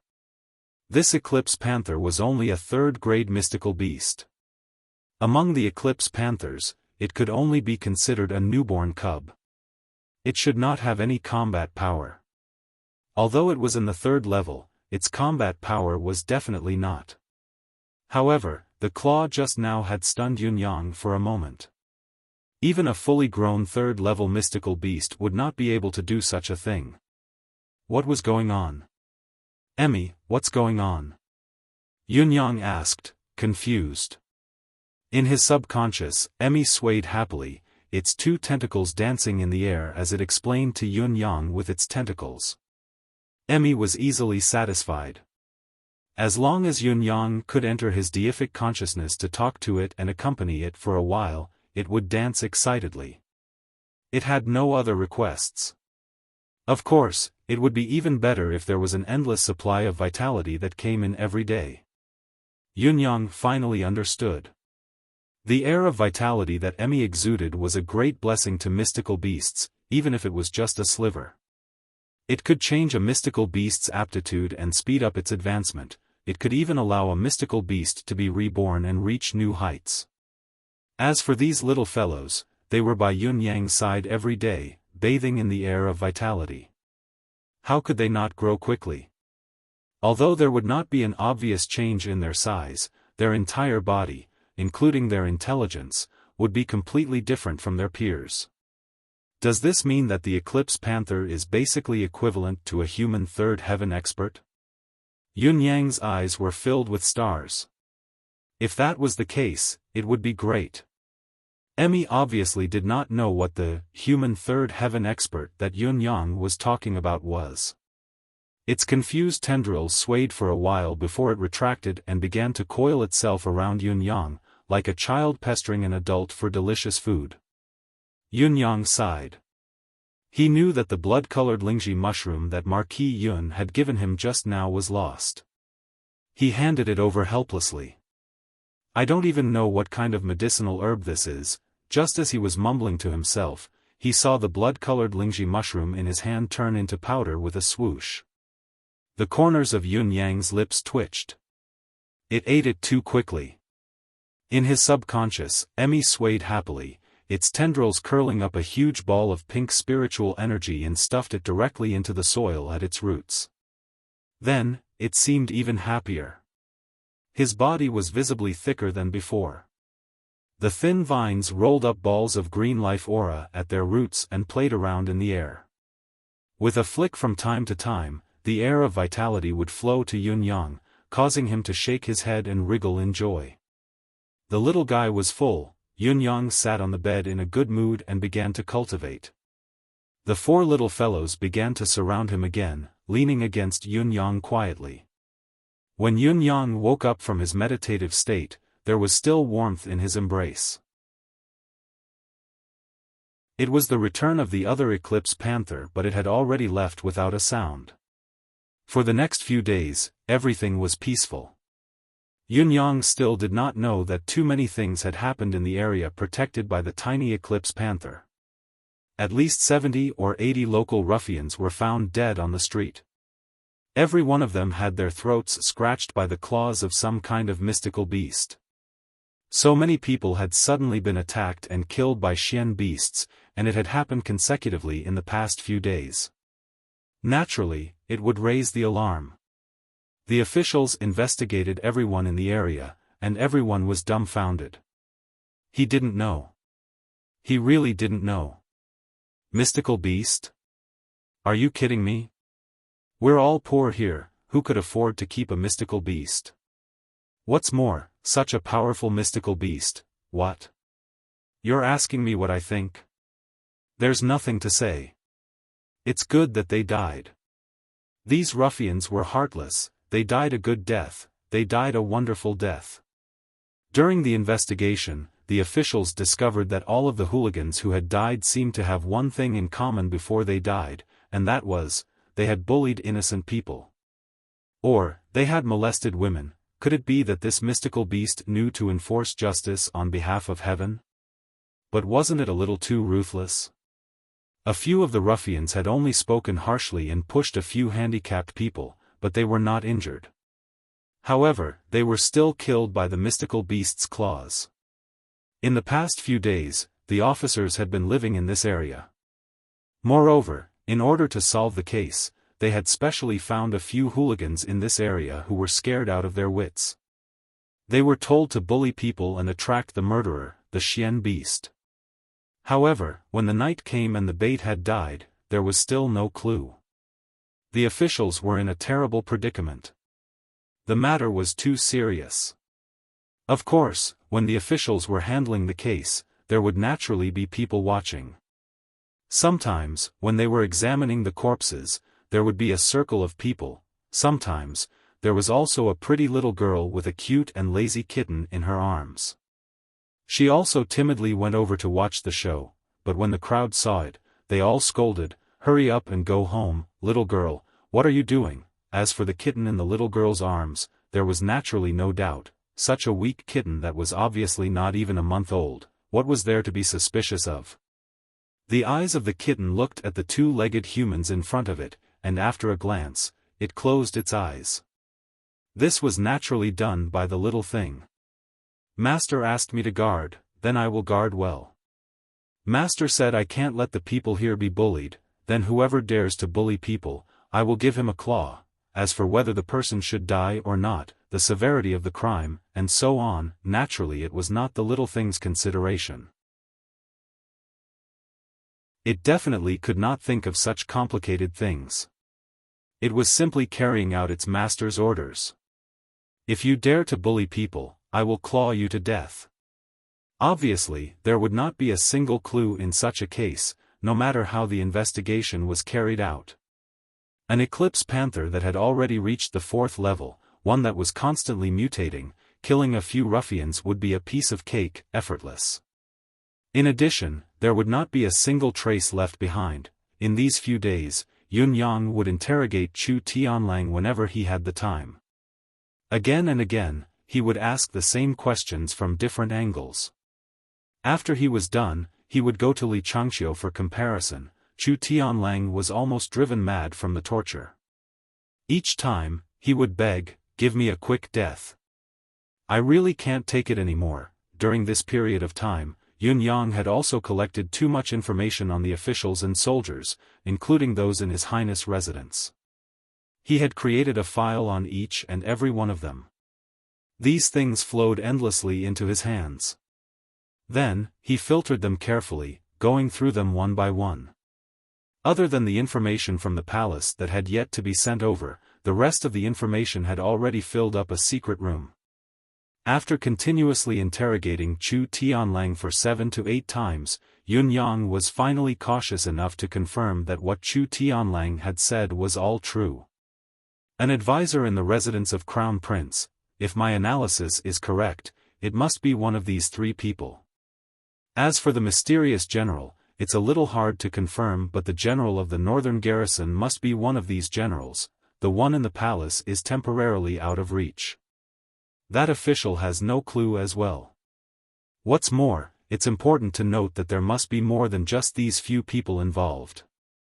There must be other people that Chu Tianlang doesn't know about lying in ambush. If we act rashly and alert the enemy, things will get out of hand." Yun Yang felt like his head had grown 3 times bigger as he combed through the information. However, he did not plan to wait any longer, nor did he want to continue analyzing. He was going to act. However, there was still something that Yun Yang did not understand. Why hadn't Dong Tianlin come over these few days? Had he won? With this fellow's personality, if he had won, wouldn't he be bragging to the world? It was not normal for him to be so calm. Also, why had the young masters of the 4 noble families such as Shiman not made any moves after dealing with Chu Tianlang? Yun Yang had thought that those fellows would at least come to test him out, but no one had done so. This made Yun Yang feel that something was not right. The third thing that he did not understand was that Ji Ling's best friends had come to visit him once, but they had not been there. This did not seem to match the temperament of these unruly girls. However, these thoughts were just a flash in Yun Yang's mind. Holding his brush, he looked at the hundreds of names that he had listed and finally said softly, "Let's start with this so-called general of the northern garrison." This was also the one that he had the most confidence in. The 4 Seasons Tower is powerful indeed. However, as long as one wants to go against him, there will come a day when all of them will be caught. Yun Yang thought to himself, capturing Li Changqiu will bring Chu Tianlang out, and Chu Tianlang will bring a few others out. If this goes on, one day. I have patience. Yun Yang's gaze was cold. In these few days, Fang Mafei's body had mostly recovered and his cultivation base had mostly recovered as well. This made Yunyang feel a little more confident. "Old Fang, follow me to do something," Yunyang arranged. Fang Mafei walked out excitedly. Both of them left the residence of Yun early in the morning. Yunyang's purple robe was still fluttering as he walked towards the Cirrus house in the city. The Cirrus house's business was booming as usual. The music was melodious and pleasing to the ears. Knowing that Yunyang had arrived, Yun Zuyu left the guests behind and brought Yunyang to the highest floor. This was a treatment that no one else could enjoy. The other guests curled their lips. "Isn't this Marquis Yun's young master? A pretty boy is indeed popular, being treated with the highest standard the moment he arrived. I have to say, this child is really handsome. No wonder Lady Zuyu is attracted to him. Sigh, who asked my parents to not give me a good look? Young brother, is there any news?" Yun Zuyu looked more haggard than the last time they met. "No." Yunyang felt another pang in his heart. Looking at Yun Zuyu's pain, Yunyang had wanted to tell her the truth so that she would not have to wait so hopelessly. However, after thinking about it for a long time, he dismissed the idea. Perhaps, she could continue living in this hope. If he were to tell her the truth, Yunyang could not imagine what would happen. Yunyang had already understood the character of this woman who was as unwavering as fire the last time. If something regretful happened because he had told the truth, however, Yunyang's conscience would be tormented if he kept silent and kept looking at Yun Zuyu like this. If it was not necessary, he really did not want to see Yun Zuyu, this heart-wrenching woman, being so heartbroken.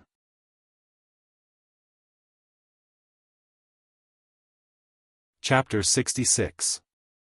However, Yun Zuyu was pleasantly surprised that Yunyang had taken the initiative to visit. She did not dare to contact Yunyang for fear of leaking the secret, but she was constantly worried about him. Would there be any new news? As long as Yunyang was still around, she felt that the connection between her and her lover was still there. It's okay if there's no new news. Yun Zuyu chuckled and said, "That's right. What I said was not quite right. Don't take it to heart, brother. Come and visit sister-in-law more often, hee, sister-in-law's heart will be content." When she spoke to Yunyang, she was unconsciously trying to please him. She was afraid that if she offended Yunyang, he would not come. "Sister you don't have to be like this." Yunyang said uncomfortably, "The more you act like this, the more uncomfortable I feel." Yun Zuyu smiled gently and said, "It's okay. Sister Yu is so happy that you can come." When she heard that Yunyang had not called her sister-in-law, her gaze dimmed. Then, she followed Yunyang's form of address and called herself Sister Yu. "But this young brother really doesn't want to come," Yunyang said, "because as long as I come, I'll definitely trouble Sister Yu with many things." Yun Zuyu smiled sweetly. "You know, I'm very happy to be troubled by you. The more trouble you bring, the better. That way, I'll feel that I've done something for him." Yunyang asked cautiously, "May I ask about Sister Yu's past with Fifth Sir?" Yun Zuyu smiled sadly and said, "The past is actually very simple. Both of us came from the same place. That place was a vicious training camp. Too many orphans were gathered there. When I was caught, I was only 5 years old, and he was 6. In that place, boys were trained to be thieves, pickpockets, killers or beggars. Those without talent had their limbs broken or were tortured to become deformed and brought out to beg. Girls, those with good looks, were trained to be prostitutes or other things that could please men. They were sold. Those with exceptional talent were trained to be female assassins or the death chamber. Those who were not good-looking or had average talents were sent out to beg. When they grew up, they would be toyed with by men if they were good-looking, but those who were not good-looking were killed right away. Such a vicious place. Yunyang was filled with righteous indignation. "Where is it?" Yun Zuyu smiled miserably. At that time, he was considered the strongest among the children inside. He took care of us little sisters everywhere, and he was also worth training. His aptitude was not bad, and he was listed as a target to be trained as an assassin. When I was 9 years old, I still looked rather handsome. One of the caretakers had evil intentions, and he killed the caretaker and escaped with us 3 little girls. Since then, we've been wandering in the martial world. We don't even know if we're going to live or die. He's also risking his life every day, killing, robbing, or stealing to feed us. Yunyang sighed softly. Yun Zuyu did not go into detail about this experience, but Yunyang could imagine how difficult it must have been for a 10-year-old boy to bring along 3 little girls who were 8 or 9 years old, killing, escaping, and making a living. Fifth brother must have suffered a lot at that time. When I was 11, we met Madame Hongxiu. Madame Hongxiu took the 3 of us in, but he rejected Madame Hongxiu's care and went out on his own. He was only 12 that year. Every year, he would come to see us and bring a lot of things with him. Later on, Madame Hongxiu passed away from illness. When we were 16, we had no one to rely on again. He came back. Then, 3 years later, when I was 19, we had Cirrus House. It was also that year that he brought a few of his brothers and completely wiped out that evil training base. Everyone there was killed. There were many people in Cirrus House, all of them were brothers and sisters from there. He had always taken care of us. After that, they began to select people. But we didn't know that it was a strange path. We didn't know either, so we followed many people on that path. When we came out, he was taken away. Then, he came back very excited. Yun Zuyu's gaze was dreary. I knew that he had been selected. After a while, I then knew that it was that place that selected people. Yun Zuyu said, the person I loved the most had become such a heroic existence. You don't know how excited I was. Yun Yang's heart was filled with sorrow. Excited, perhaps you didn't realize it then. Although fifth brother had become a peerless hero by taking that path, it wasn't a good thing for both of your futures. It was that night. Yun Zuyu smiled bitterly. I wanted to give all of myself to him. I told him that I wanted to be his woman, I wanted to be his concubine. In the end, he was furious. He said that if he wanted to marry me, he had to marry me openly.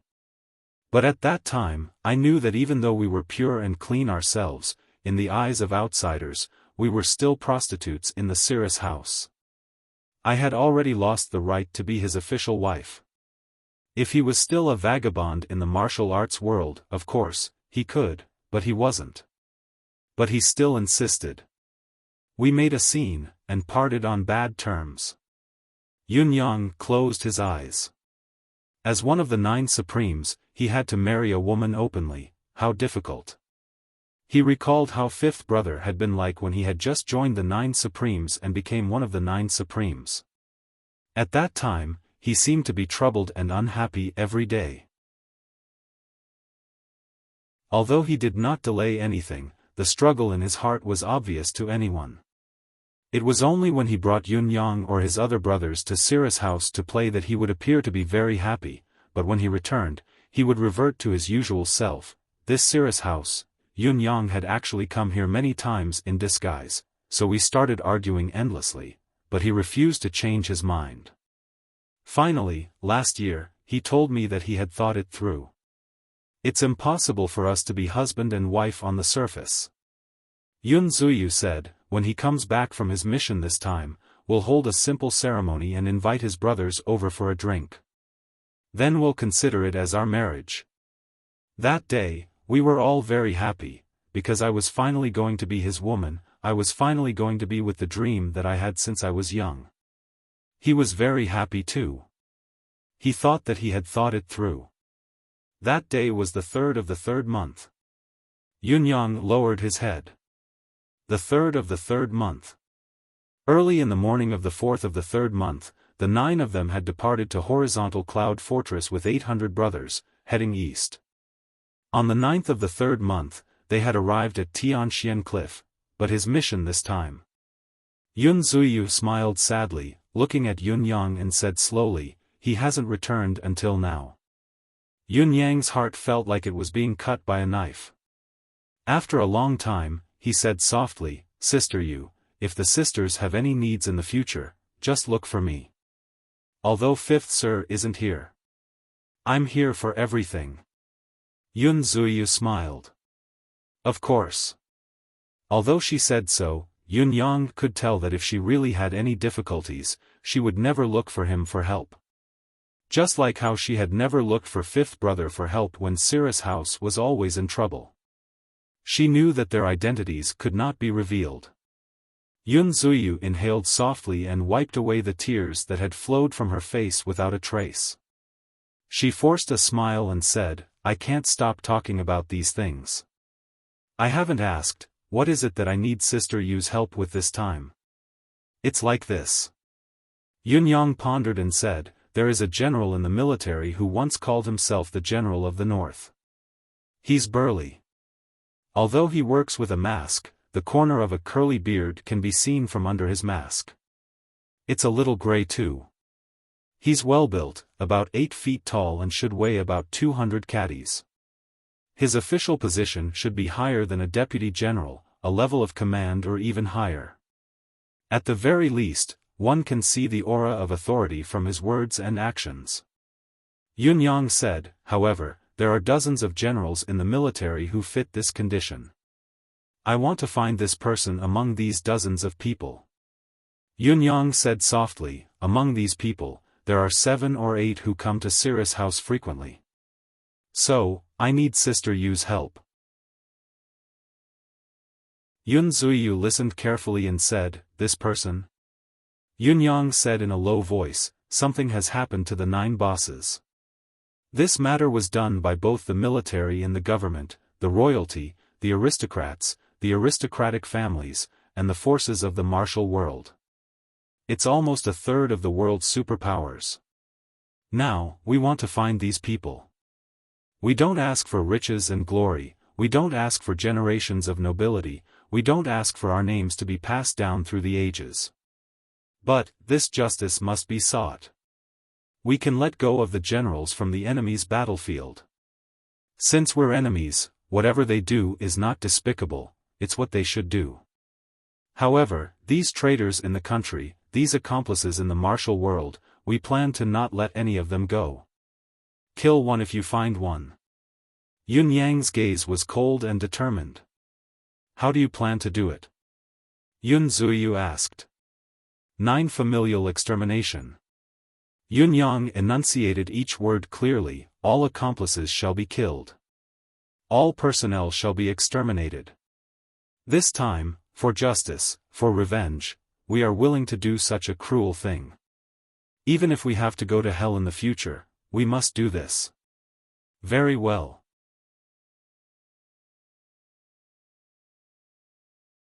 Chapter 67. As usual, Cirrus House was filled with songs and dances. The music was melodious, and there was an endless stream of people coming and going. Many of them were told that there were no rooms available. The ladies were all busy and did not leave, sitting in the main hall downstairs. Cirrus House naturally did not neglect these people, and served them tea and pastries. Among the 12 golden flowers of Cirrus House, the one sitting in the main hall today was Qing Shanxue. She was dressed in white behind the veil, and the melodious sound of the zither could be heard, captivating everyone. Everyone present, regardless of whether they were Jianghu men with rough faces or scholars themselves, all of them, without exception, pretended to be refined, gentle, and courteous. Some of them, even their ferocious faces seemed to have softened. At the side, there were a few people sitting upright. Although they were dressed in casual clothes, they exuded a military aura. At this moment, these few people were also listening to the zither with their eyes closed, appearing to be engrossed in it. However, today seemed to be different from the past. Behind the veil, there was an additional white shadow the size of a fist, jumping and running around. The next moment, the sound of the zither suddenly became chaotic. Ah! A cry of surprise came from behind the veil. Following that, a small white shadow sprinted out from behind the veil. It was a small white cat, only the size of a fist, covered in fur and with azure blue eyes. It was extremely adorable. It squatted on the ground, and then burrowed under a table. Whitey! Qing Shanshue's panicked voice came from behind the veil. My Whitey ran out, so it was Qing Shanshue's pet? Immediately, Qing Shanshue walked out from behind the veil. Her eyes scanned the surroundings anxiously. Her beautiful face was filled with anxiety. Just by standing there, everyone in the main hall had their eyes glued to her. She was pitiful, delicate, and an outstanding beauty. One look at her made people feel a strong desire to protect her. Everyone, can you help me and catch my Whitey back? Don't hurt it. Qing Shanshue's voice was soft, and her eyes shyly looked at the scene, but there was hope in her eyes. Don't worry, miss. I'll help you catch it back. Instantly, there was an uproar. It was just a cat. It wouldn't be easy to catch them. A maidservant walked past the hall and bent down to search for traces of the kitten under the table. She called out, Dabai. Dabai, come out quickly. Suddenly, a white shadow flashed, and a kitten ran out from under a table. Someone at the side reached out to grab it, but the kitten nimbly jumped and dodged. And then, suddenly, swoosh, this little white cat actually scratched the buttocks of the maid who was bent over and hadn't straightened up yet. Instantly, there was a big hole in her clothes, and even her underwear was torn, revealing her pink buttocks. Everyone's eyes widened. Ah! The servant girl's face was bright red as she straightened her back with one hand. Dabai, you're such a jerk. She covered her back with her skirt and ran away with a red face. The hall was filled with laughter. Good job, Dabai. Someone actually cheered, and there were even people who whistled. That kitten nimbly shuttled through the crowd. It was clear that it was not afraid of people. Another maid passed by, and the kitten leaped up and clawed at her. Chee! The skirt on her buttocks was torn again. Instantly, cheers, cheers, and whistles rang out. Even those so-called scholarly gentlemen's eyes lit up, and they said, what a scandal, what a scandal. Her eyes, however, obediently peeked at the exposed parts of her body through the torn hem of her dress. The maid immediately covered her face and ran away. Whistles rang out from behind. A few maids were all trying to catch the kitten, but all the guests were not so enthusiastic. Because everyone could see that this kitten seemed to like to grab women's skirts. It was a typical gangster kitten. But I like it, wahahaha. Wait until it tore a few more, hee hee hee. Everyone had a tacit understanding, and they began to chase the kitten towards the maids. The kitten was abnormally agile. It jumped up and down, and it was extremely slippery. The maids kept calling out, but they had no way of catching it. Suddenly, with a swoosh, a fat man's buttocks were also grabbed, revealing a round buttocks. The men in the hall roared with laughter. Ha ha ha. Officer Lee, you're so fair, ha ha ha ha. Officer Lee laughed as well. After all, men were more open-minded than women. He scolded jokingly, this damn little lecher. Lifting his robe to cover his buttocks, he took 2 steps back and sat down. He did not leave. Chee, chee, a few more people's robes were torn by the kitten. Instantly, the hall became even more chaotic. Everyone laughed and screamed, and whistles rang out one after another. How was this still the quiet and elegant Cirrus house of the past? Qing Shanshue stood on top, seemingly stunned. Yun Zuyu appeared from the 2nd floor, and said angrily, what's going on? Hurry up and catch this kitten.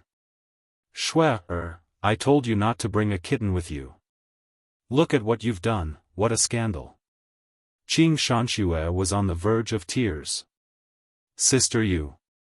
I'm sorry, I didn't expect. Following Yun Zuyu's urging, everyone's movements sped up as well.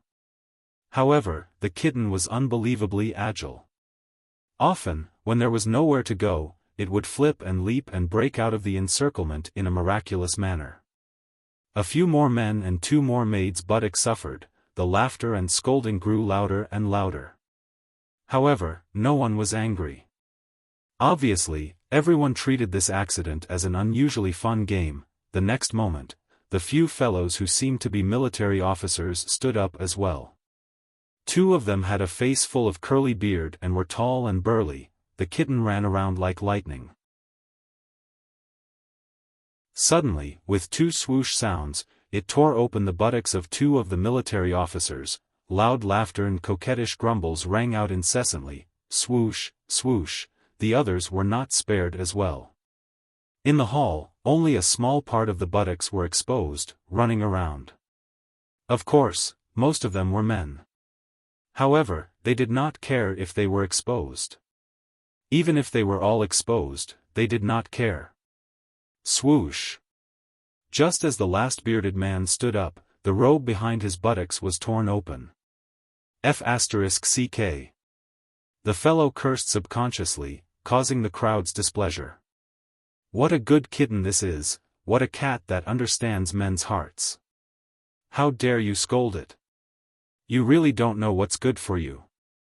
On the other side, Yun Yang and Yun Zuyu's eyes shone at the same time. There was a scar on the man's buttocks, the shape of a crescent on his left buttocks. Found it.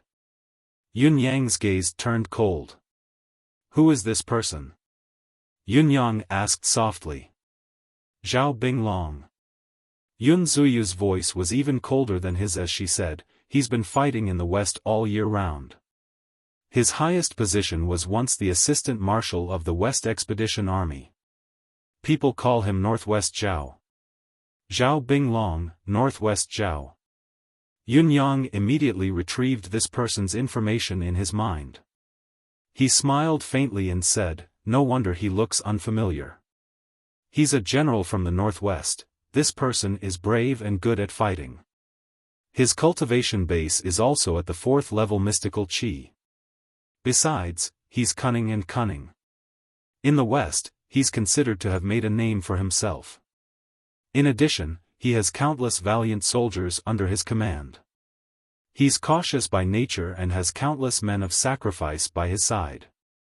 His bodyguards are known as the 36 Wolf Cavalry of the Northwest. They're famous. Yun Yang recalled the records of this Northwest Zhao written in a military case file. This person's military exploits are impressive and his reputation is known far and wide. However, he's lustful. It's said that he has more than 30 concubines in his home. He's also a womanizer all year round. He's requested many times to redeem Shui, but Shui, didn't agree to it and I didn't agree to it either. Yun Zuyu said softly, I've always felt that this person is a little sinister. Besides, he likes the new and hates the old. I don't approve of Shui following him either. Yun Yang nodded. Sister Yu, I've found him. I've troubled you for the past 3 days. Lustful, curly beard, grayish-white, muscular build, lustful. There's a crescent scar behind his buttocks. It's him. That's right. All the conditions matched. Yun Zuyu said, what are you saying? I actually hope that if there's a chance, I can kill a few of these beasts with my own hands. Yun Yang said in a low voice, Sister Yu, there will be a chance. There will definitely be a chance. At this moment, someone came to report, Sister Yu, General Zhao would like to meet Sister Yu to discuss some matters. Yun Zuyu's expression turned cold as she said, can't you see that I have a guest here? The maid retreated obediently. After a while, an anxious voice came from outside the door, General, you can't go in.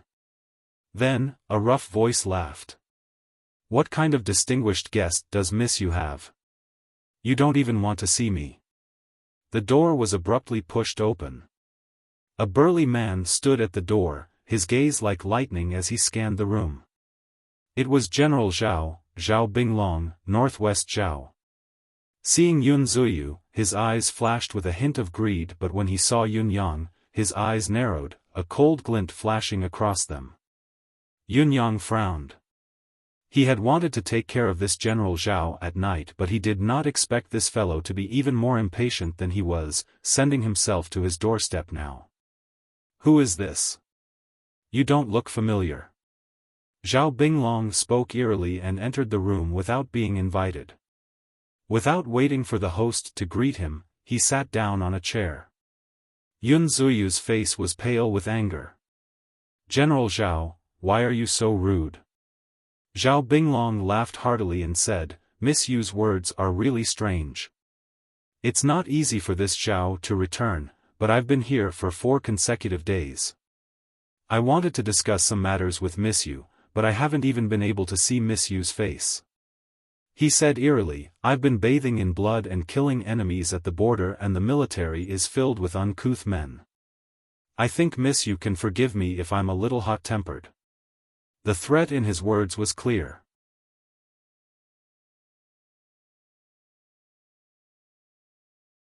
Chapter 68. Yun Zuyu was pale with rage. Yun Yang turned and said calmly, "According to what General Zhao has said, everyone has to give way wherever General Zhao goes?" Zhao Binglong's eyes narrowed dangerously. "Child, who are you? How dare you speak to me like this?" Yun Yang said calmly, "Can't I speak to General Zhao without an identity?" Zhao Binglong was flanked by 4 men, obviously his janissaries. One of them took a step forward and shouted, "How dare you!" With a wave of his hand, he aimed a palm at Yun Yang's face. Yun Yang stood still and said faintly, "Get him." A shadow flashed. Fang Mafei appeared in front of Yun Yang like a phantom in his long green robe and extended his hand. Crack! The janissary's wrist had been broken by Fang Mafei's grip. With a kick, the janissary rolled out amidst the cries of agony. As he rolled, cracking sounds could be heard continuously. 2 arms and 2 legs were broken one after another. "How dare you!" Fang Mafei's expression was cold. "How dare you be rude to my young master? Zhao Binglong, if you don't discipline your subordinates, this old man will teach them a lesson for you." An expert would know the truth the moment he made his move. Fang Mafei's movements were swift and decisive. He had already crippled one of Zhao Binglong's janissaries in a split second. Zhao Binglong's heart skipped a beat. He knew that he had met an expert, but he was not afraid at all. He said darkly, "Child, no wonder you're so arrogant. So you have an expert guard by your side. However, no matter how many guards you have or how skilled you are, you've gotten yourself into big trouble this time." Yun Yang's expression remained unchanged. "Zhao Binglong, no matter how skilled you are, how many guards you have, how many troops you have under your command, you've gotten yourself into big trouble this time." Zhao Binglong nodded fiercely. "Good boy, you've got guts. Tell me your name." Yun Yang said faintly, "You don't deserve to know my name." "Zhao Binglong, are you going to walk out yourself or do you want me to throw you out?" Yun Yang nodded and said coldly, "I'm right here." "Child, if you really have the guts, try it. I'd like to see how you're going to throw me out." Yun Yang nodded and said coldly, "Since General Zhao is so insistent, then, as you wish. Tell him to get lost." "Yes, young master." Fang Mafei agreed and his skinny body suddenly floated forward like a bolt of lightning. Zhao Binglong's 3 protectors moved forward in unison and intercepted him at the same time. Fang Mafei laughed coldly and with a sway of his body, he kicked out 3 times and the 3 protectors were instantly turned into 3 rubber balls, rolling all the way. Zhao Binglong was shocked and stood up, but Fang Mafei was already in front of him, reaching out to grab Zhao Binglong's neck. Zhao Binglong roared and slammed his palm down. He was a general in the army, so naturally, he was skilled in martial arts. However, in front of Fang Mafei, it was like a child's game. Fang Mafei's arm stretched out slowly. Zhao Binglong's palm landed on Fang Mafei's arm, and with a loud bang and a crack, Zhao Binglong's palm was instantly shattered. Fang Mafei's hand had already reached forward, and his 5 fingers were already locked around Zhao Binglong's neck. Then, if I tell you to scram, I'll never let you go. Fang Mafei sneered as Zhao Binglong's body rolled away like a rubber ball, just like his 3 protectors. Following that, Fang Mafei extended his leg and kicked the guard whose limbs had been broken on the ground. Bring your men with you and get the hell out of my sight. Your father will beat you up every time you come again. There was a sudden silence outside. Everyone saw that the renowned Northwestern General Zhao Binglong and his guards in Tiantang City had been kicked out one by one. Furthermore, everyone was rolling around like a rubber ball, bruised and swollen from all the bumps, unable to stand up. Then, a silhouette dressed in green appeared on the 2nd floor. His expression was cold as his faint voice echoed throughout the Cirrus house. Big Brother Ling Xiaozui has said that anyone who dares to offend the Cirrus house will have to suffer a blow from Big Brother Ling's sword. However, since this old man is here today, I won't trouble Big Brother Ling to step in and take matters into his own hands. In the future, if anyone dares to cause trouble in the Cirrus house, he shall be killed without mercy, his entire family shall be executed. The chilling voice reverberated everywhere. Once these words were spoken, everyone realized at once. The Cirrus house was under Ling Xiaozui's protection. Who could afford to offend that person? It looked like General Zhao would have to suffer in silence this time. It had been too long since anyone had caused trouble in the Cirrus house, they had almost forgotten about this. Young brother, you're too impulsive, Yun Zuyu looked at Yun Yang and said worriedly. It's all right. Firstly, I didn't show my face, so Zhao Binglong doesn't know me. Secondly, Zhao Binglong doesn't know this guard of mine. Thirdly, Sister Yu's place has been peaceful for too long. Many people have forgotten some things and need reminders. Fourthly, Zhao Binglong is going to die tonight. Even if he knows something, it doesn't matter anymore. Yun Yang's gaze was cold and sharp. Since he wants to be a chicken being slaughtered for the monkeys before he dies, I shall fulfill his wish. Yun Zuyu's gaze was as gentle as water as she said, you fellows are always so lawless. Yun Yang smiled and said, what Sister Yu has seen is only the beginning. I have to be more lawless. Sister Yu will see it tonight. Yun Zuyu chuckled. I'm leaving as well, Yun Yang said with a cold glint in his eyes as he watched General Zhao Binglong leave, cursing. This Great White. Yun Zuyu found it hard to speak. Shui likes it quite a bit. She asked me to ask you, not yet. Yun Yang chuckled bitterly. He knew that this little thing was clean, pretty, obedient, and adorable. Whether it was standing up, sitting down, or even just raising its paw, it would be adorable. Girls would definitely like it, but he had never thought that it would be to such an extent. He had only stayed here for 3 days and Qing Shanxue, who had always been reserved, had actually asked for it. This one, however, could not be given away. This made Yun Yang feel rather awkward. Yun Zuyu was a little disappointed as well.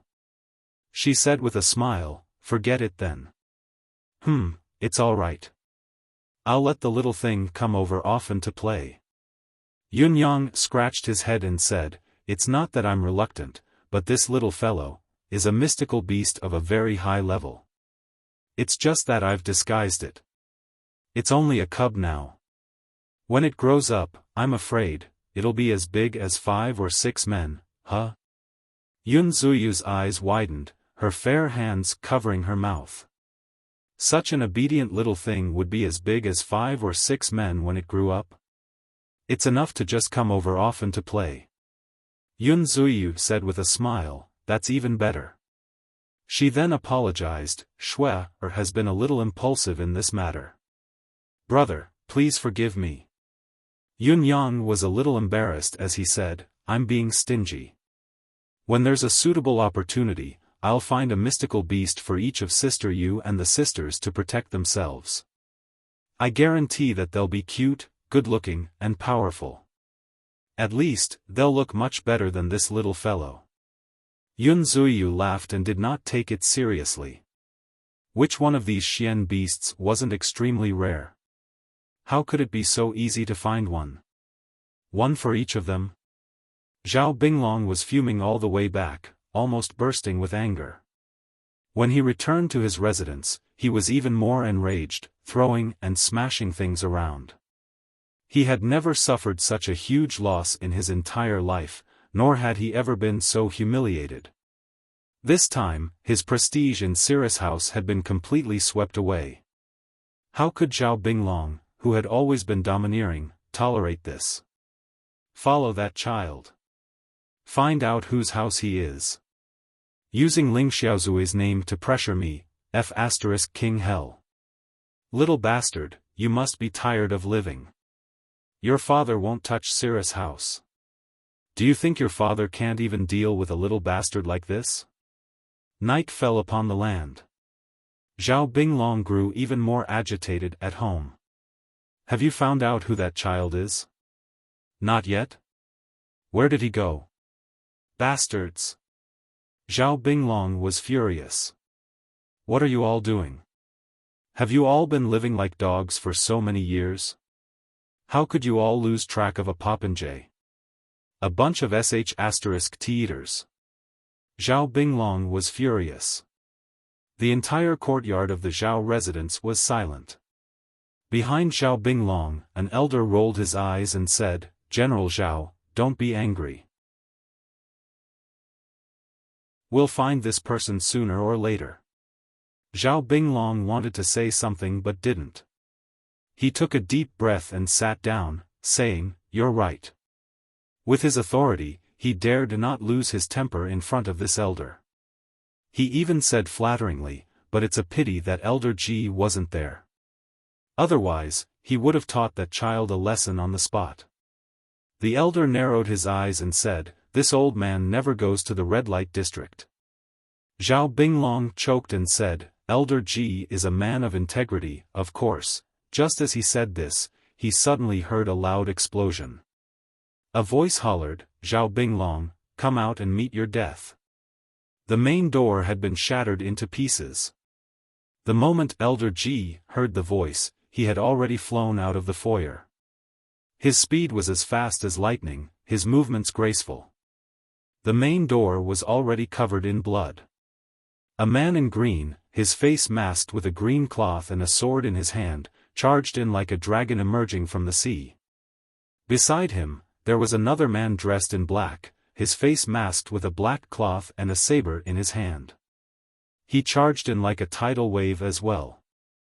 In Tiantang City, the capital of Yutong, right under the feet of the emperor, there was actually someone who dared to commit murder so brazenly. This kind of behavior shocked everyone. This was madness. The two men charged in like a madman. Zhao Binglong's residence of the general was already filled with cries of agony. The blood from the main door had already formed a small river, flowing towards the courtyard. Elder Ji flew over like a bird and hollered in midair, Which thief dares to behave atrociously in the residence of the general?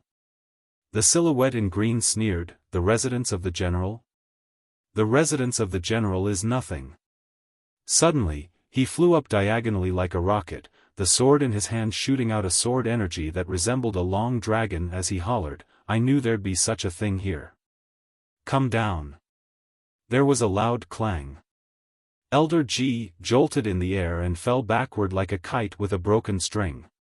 He had charged over with an imposing aura, the attack that he had been accumulating for a long time, but it had been defeated by the sword of the silhouette in green. A 7th level expert? Elder Ji spat a mouthful of blood, his eyes staring in disbelief at the silhouette in green who had already charged into the crowd to kill. Who are you? The silhouette in green swung his sword and the residence of Zhao's guards on both sides fell like grass being mowed down. Amidst the waves of blood, he charged over. His speed was impossibly fast. Elder Ji had lost his soul. The attack just now had made it clear to him that he was no match for this person. He retreated. General, leave quickly.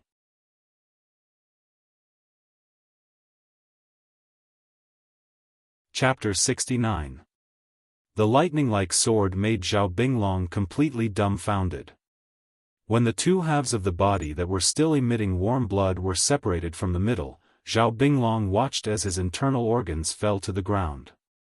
He felt his legs go weak. He wanted to run, but he couldn't run. On the other side, the black-clothed figure moved agilely. The saber in his hand appeared and disappeared mysteriously. In just a moment, more than 20 people had died under his saber. He didn't seem to use much strength, but his body movement was extremely strange. It was clearly in front of him, but it seemed to be completely formless. Only his saber kept flashing in the dark night. Every time it flashed, there would be a streak of blood. He had been killing quietly, but his speed was not much slower than the black-clothed figure. Every time he swung his saber, a life was taken away gracefully and calmly. Zhao Binglong was scared out of his wits. He desperately stood up and ran to the back of the house. However, the black-clothed figure laughed. "You still want to run?" A cold light flashed. A shining long sword directly passed through Zhao Binglong's thigh, and his body was ruthlessly nailed to the ground. Boom! The strong qi brought by the sword exploded in an instant, causing Zhao Binglong's body to be completely paralyzed at this moment. His whole body was trembling, but he couldn't move, and he couldn't even make a sound. He watched with his own eyes, the personal guards that he was so proud of, the experts that he hired with a high salary, and even the assistants that were sent to him by the group. One by one, they were beheaded like melons and vegetables. In just 2 or 3 breaths, there was not a single living person in the entire front yard. The black-clothed figure let out a long roar, and the sword light flew up like a long dragon. With a brilliance that seemed to cut through the universe, it directly flew into Zhao Binglong's inner yard. Under orders, Zhao Binglong's family will not be spared. Screams came from the backyard. The black-clothed figure with the saber had already arrived in front of Zhao Binglong. Without waiting for him to speak, the black-clothed figure knocked him out with the hilt of the saber. He casually shook out a bag and put Zhao Binglong's body in it. Then, he began to plunder wantonly. He seemed to be very familiar with the Zhao family. The thick iron wall of Zhao Binglong's secret treasure room was directly split open by his saber, and he jumped in. In just a moment, he came out with a big bag. The study was also visited. While he was doing all of this, the azure-clothed man was slaughtering in the backyard. A moment later, the black-clothed man turned around and walked out. The azure-clothed man also returned with a murderous aura. He picked up the large cloth bag with Zhao Binglong in one hand. "You didn't kill too many, did you?" "No, I just killed Zhao Binglong's family." "Yes, many of those concubines of his were forced." "Let them go." "Young master, those concubines were not killed, but Zhao Binglong's wife and son, as well as his trusted maids and guards, were all killed." "All right. Let's go." The green-clothed man nodded. The man in black was none other than Yunyang. He rolled his eyes and said, "It's not good that there's no one to take the blame for such a huge incident." Fang Mafei lifted his head to look at his young master in shock. Yunyang suddenly picked up a piece of cloth and dipped it in blood. He then wrote on the wall, "Don't say the martial world is far away, who says the secular world is far away? Whoever dares to challenge the tigers might shall see a sword of blood." To think that it was done with iron strokes and silver hooks. After he finished writing, he leaped away with Fang Mafei. Alarms rang incessantly from all directions as the sound of countless military horses moving could be heard. The sound of hooves could be vaguely heard as they neared. The imperial capital's army was well trained and had arrived swiftly. Flames soared into the sky. When the soldiers and yeomen arrived, all they saw was a scene of hellish devastation. There was no one left alive in the front yard of the residence of Zhao. Zhao Binglong was missing. In the backyard, Zhao Binglong's immediate family members were all dead. His personal guards and maids were all dead, leaving only about 30 women huddled together, trembling in fear. These were Zhao Binglong's concubines. Seal off the scene immediately. Someone let out a loud shout. Check the casualties and investigate the murderer. Take their statements and send them to all departments. There's a poem here. This. Someone exclaimed. Poem? Let me see. Look at this tone. Don't say the martial world is far away, who says the secular world is far away? Could this be Ling Xiaozui's doing? Hiss, they looked at each other. Yunyang and Fang Mafei had already returned to the residence of Yun during the chaos in the residence of Zhao. When Lao Mei saw that Yunyang had returned, there was even a tinge of resentment in his gaze. You used to drag me out for everything, but now that Fang Mafei is here, it's become Fang Mafei, young master, you've forgotten the old when you have the new. Yunyang felt goosebumps rising all over his body as he looked at Lao Mei's gaze. His facial muscles twitched as he said, next time. Lao Mei was still resentful.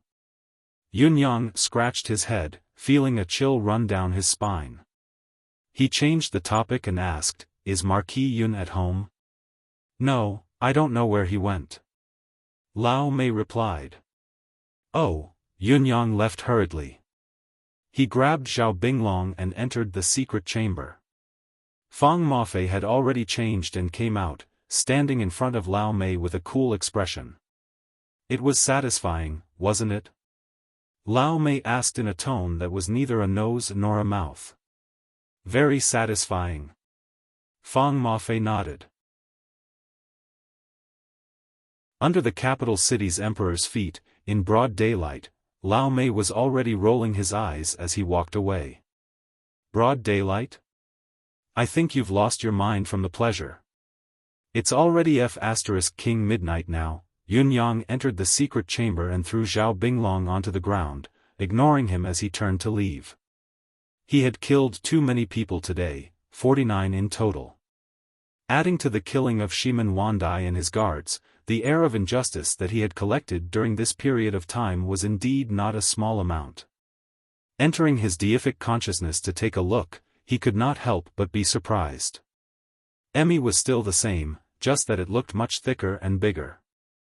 However, the second leaf was still, The second leaf seemed to have grown a little as well, but it was still far from the stage where it could stretch into a huge lotus leaf.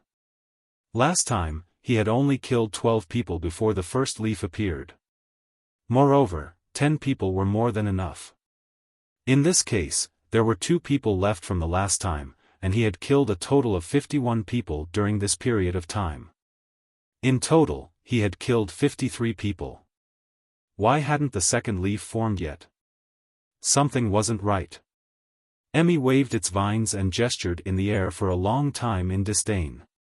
If each leaf only needed to kill 10 people to form, wouldn't you only need to kill 100 villains to become the paragon of the universe? How could there be such a good thing? Yunyang was speechless. He had wanted to get another leaf as a treasure, but it seemed that it was hopeless now. He wondered when he would get his hands on the second treasure. Emmy waved its vines madly again, extremely disdainful. It was already heaven-defying to have one such treasure, but you actually want one for each leaf. What are you thinking? You're thinking too much. That's an innate level treasure. Yunyang was rather dismayed.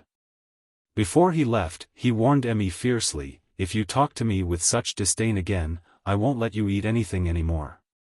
Emmy yielded at once, waving its vines to entangle Yunyang's legs and sucking up to him like a little girl acting coquettishly. Yunyang was struck by its cuteness once again. Since he did not advance, he would teach Zhao Binglong a lesson. Yun Yang appeared in the secret chamber and hung Zhao Binglong, who was still unconscious, in the air. Looking at the unconscious Zhao Binglong, Yun Yang's gaze was cold. Yun Yang would not be surprised if it was the enemy nation or the Four Seasons Tower against the Nine Supremes. He would only seek revenge, not anger. However, as a general of Yutong, why would Zhao Binglong frame the Nine Supremes? Yun Yang could not forgive such a person. Zhao Binglong was finally woken up by a basin of cold water.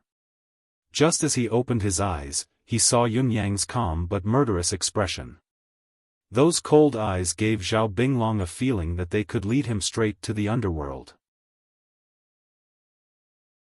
General Zhao, we meet again. Yun Yang smiled faintly, without the slightest hint of a smile. It's fate indeed. You can't wait to get rid of me as soon as possible, and I've long wanted to have a good chat with General Zhao like this. Zhao Binglong laughed menacingly and said, "Child, don't you dare be arrogant. This general is Yutong's general. How dare you treat me like this? God's fury will not be tolerated by the law." Tolerated by the law? Yun Yang sneered. Suddenly, his gaze turned sharp as he said word by word, "When you leaked the Nine Supremes' information and framed them, did you ever consider that the law wouldn't tolerate it?" Zhao Binglong's eyes widened abruptly as he looked at Yun Yang in disbelief. He cried out as if he had seen a ghost, his voice hoarse and horrid, Who are you? How did you know? How did I know?" Yun Yang's expression was so gloomy that he looked like he was about to cry. "If you don't want others to know, don't do it. Zhao Binglong, your retribution has come." He glared at Zhao Binglong.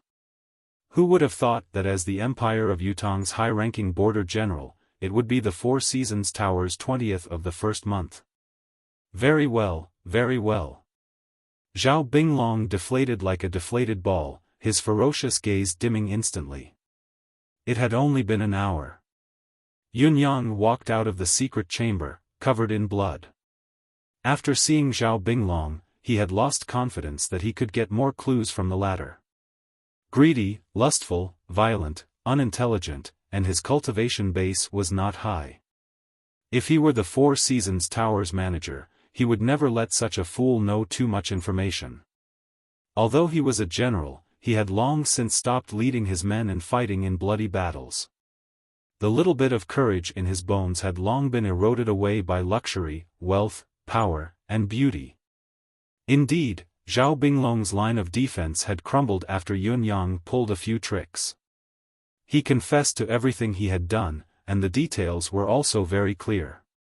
As for the rest of the Four Seasons Tower, other than recognizing Chu Tianlang, he knew nothing else. When did you find out about Chu Tianlang? 2.5 years ago, because the Nine Supremes' information needs to be passed on continuously. That's how I found out that Chu Tianlang is also a member of the organization. And after that? There were no missions after that. Then when did you join the Four Seasons Tower? Who introduced you? Who found you?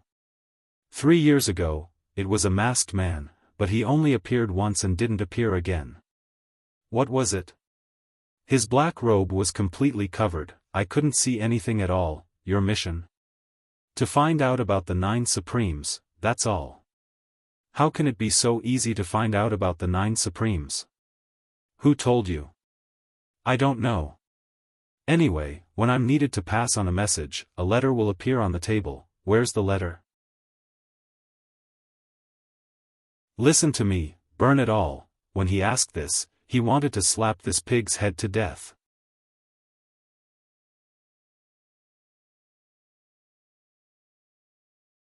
Chapter 70. What an ignorant fellow. He's already right in front of you, yet you don't even observe and leave an impression.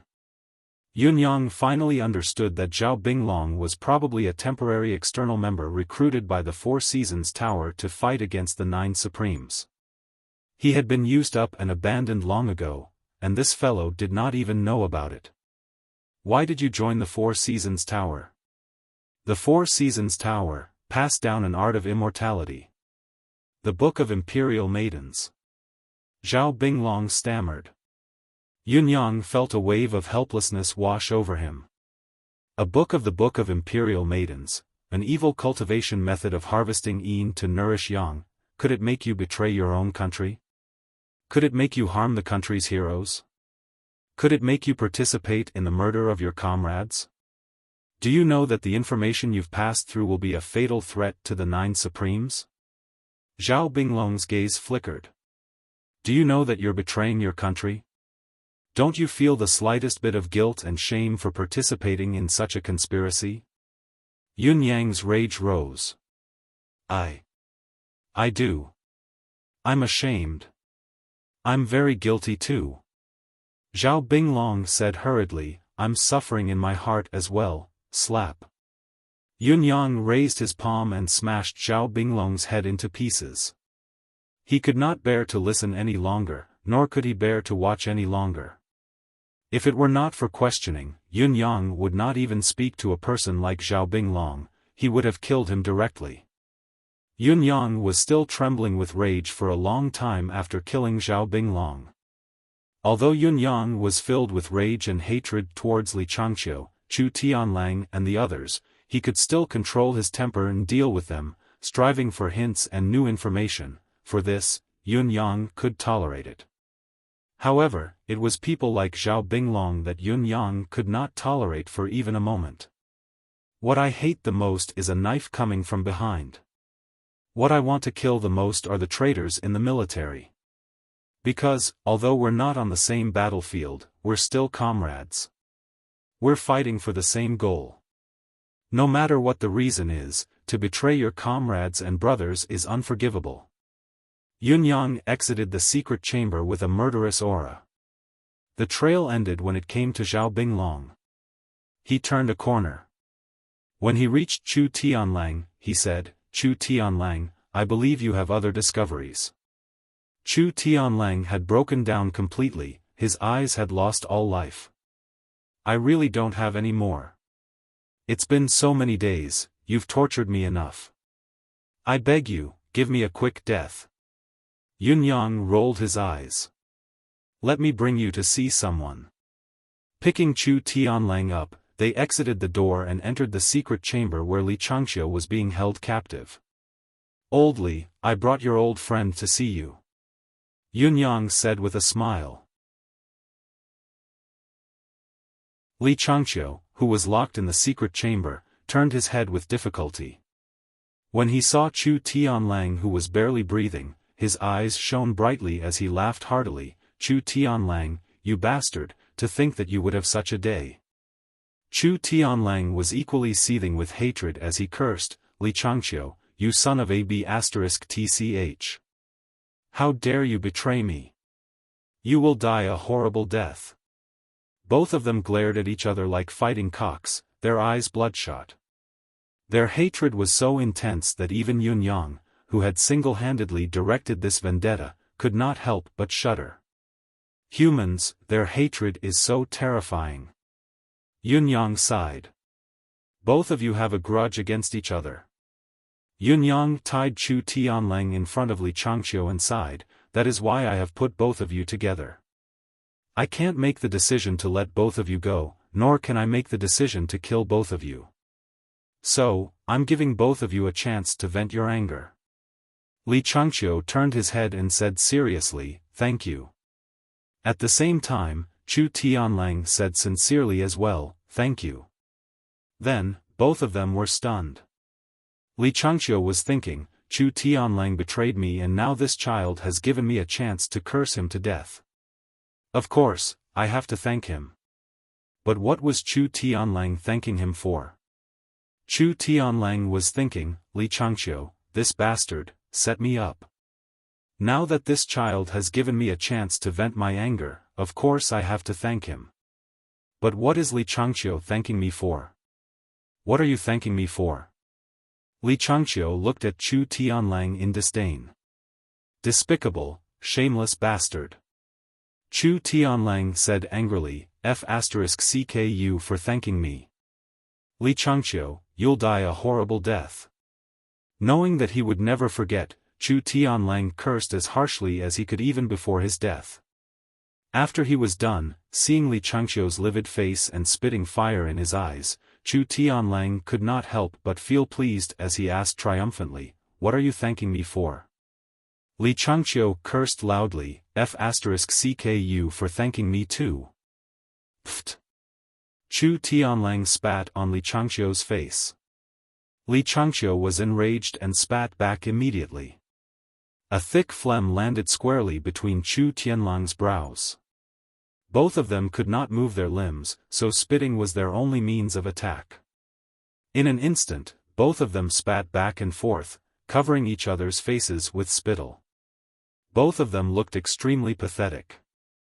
"Despicable, shameless bastard. You heartless bastard. Murderers who deserve to be hacked into pieces. Bastards who will go to hell for sure. Bastards who will definitely go to hell. F***CKU. The more they cursed, the harsher and harsher they became. Their faces were flushed and they were panting, their eyes bulging as they racked their brains to come up with even more venomous curses. They felt that they had suffered a great loss if they missed out on a single curse. "How dare you betray me? You're the sinner of this organization. How dare you frame me, you rotten bastard with ulcers on your head and pus on the soles of your feet. Bullsh**T. I frame you? How could I frame you if you didn't betray me? You must know that good and evil will be rewarded. Heaven is watching what man does. Bullsh**T. Bullsh**T. I betrayed you. Even if your father had nothing better to do, I wouldn't stoop to betraying a bastard like you. You're not worth it for your father to betray you." Chu Tianlang cursed loudly. But as soon as these two sentences came out of their mouths, both of them were stunned for a moment. Then, they all quietened down at the same time. Then, their gazes turned doubtful at the same time as they turned to look at Yunyang. Yunyang was crossing his arms, looking at both of them with an amused grin. Chu Tianlang blinked. "You're saying that I betrayed you? When did I betray you?" Li Changqiu was stunned as he stuttered, "You still won't admit it even at this point? Do you think you can walk out of here alive?" Chu Tianlang cursed loudly, "It's because of this that I won't lie. What did I betray you? Why didn't your father know? You swine. Didn't you tell this child about your father's whereabouts?" Li Changqiu seemed to understand slowly as his gaze turned to shock and rage. "And then let this child come and capture me?" Chu Tianlang was enraged. "Li, use your soybean-sized brain to think about it. What are the chances of this?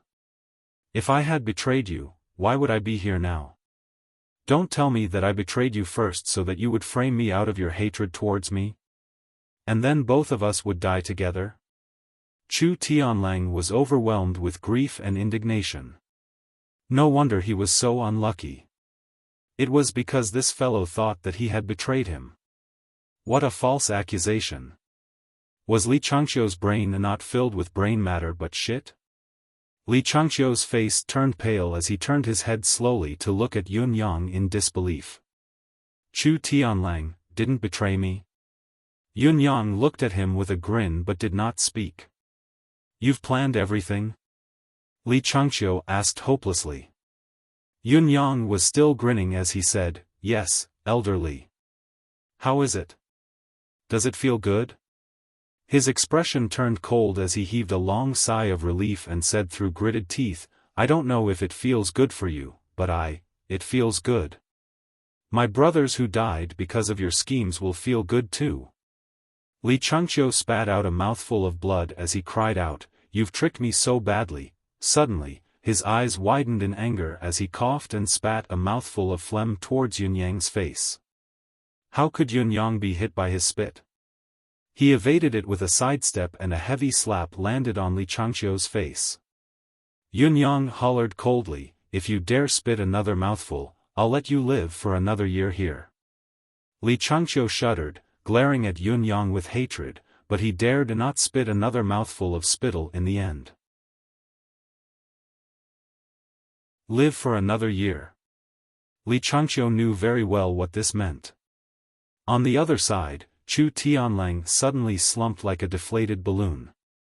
He sighed softly, opening his mouth as if he wanted to say something but closed it speechlessly. What more could he say now that things had come to this? Scold? It would only be an excuse for the other party to torture the both of them. However, Li Changqiu obviously did not realize that he had completely lost his sanity. She was utterly humiliated and resentful. She had actually been toyed with by Yunyang all this while, and she had even helped him deal with her own people as a prisoner. Li Changqiu's mind was muddled. He wanted to die from humiliation. How could he be so stupid? He cursed loudly, his face contorted in anger. Little bastard, you immoral thing that will end your lineage. Just you wait, our Supreme Lord Springfrost will never let you go. Shut up. Chu Tianlang hollered. Li Changqiu clamped his mouth shut immediately. There was fear in his eyes, but it was too late. He suddenly screamed, his eyes widening so much that they looked like they were about to pop out of their sockets. Blood flowed from all 7 orifices of his head. He stared at Yunyang and Chu Tianlang in a daze. With a sudden cry, his entire body shriveled at the same time. Under the watchful eyes of Yunyang and Chu Tianlang, Li Changqiu's body emitted a bloody mist as his body shrank. The bloody mist dissipated. Yunyang and Chu Tianlang shuddered at the same time. In a breath's time, Li Changqiu's tall and sturdy body had turned into a short and shriveled mummy. All the flesh and blood on his body, including his internal organs, had strangely disappeared. There was only a layer of skin left, wrapping around his bones that were as dry as wood that had been exposed to the sun for 3 years. Li Changqiu was no longer breathing. He had died so mysteriously. Chu Tianlang stared blankly, his eyes filled with fear as he trembled like a pendulum. Yunyang could not help sucking in a cold breath as he watched the bizarre scene. He felt a sudden sense of eeriness, his scalp tingling. However, his eyes shone brightly. Supreme Lord Springfrost. After lunch, he had fallen asleep with his head on the table. He had only woken up at 4:30. You're tuning into the Xiaofan's Wuxia Tales YouTube channel. Don't forget to subscribe and join us on this journey to catch the most captivating stories.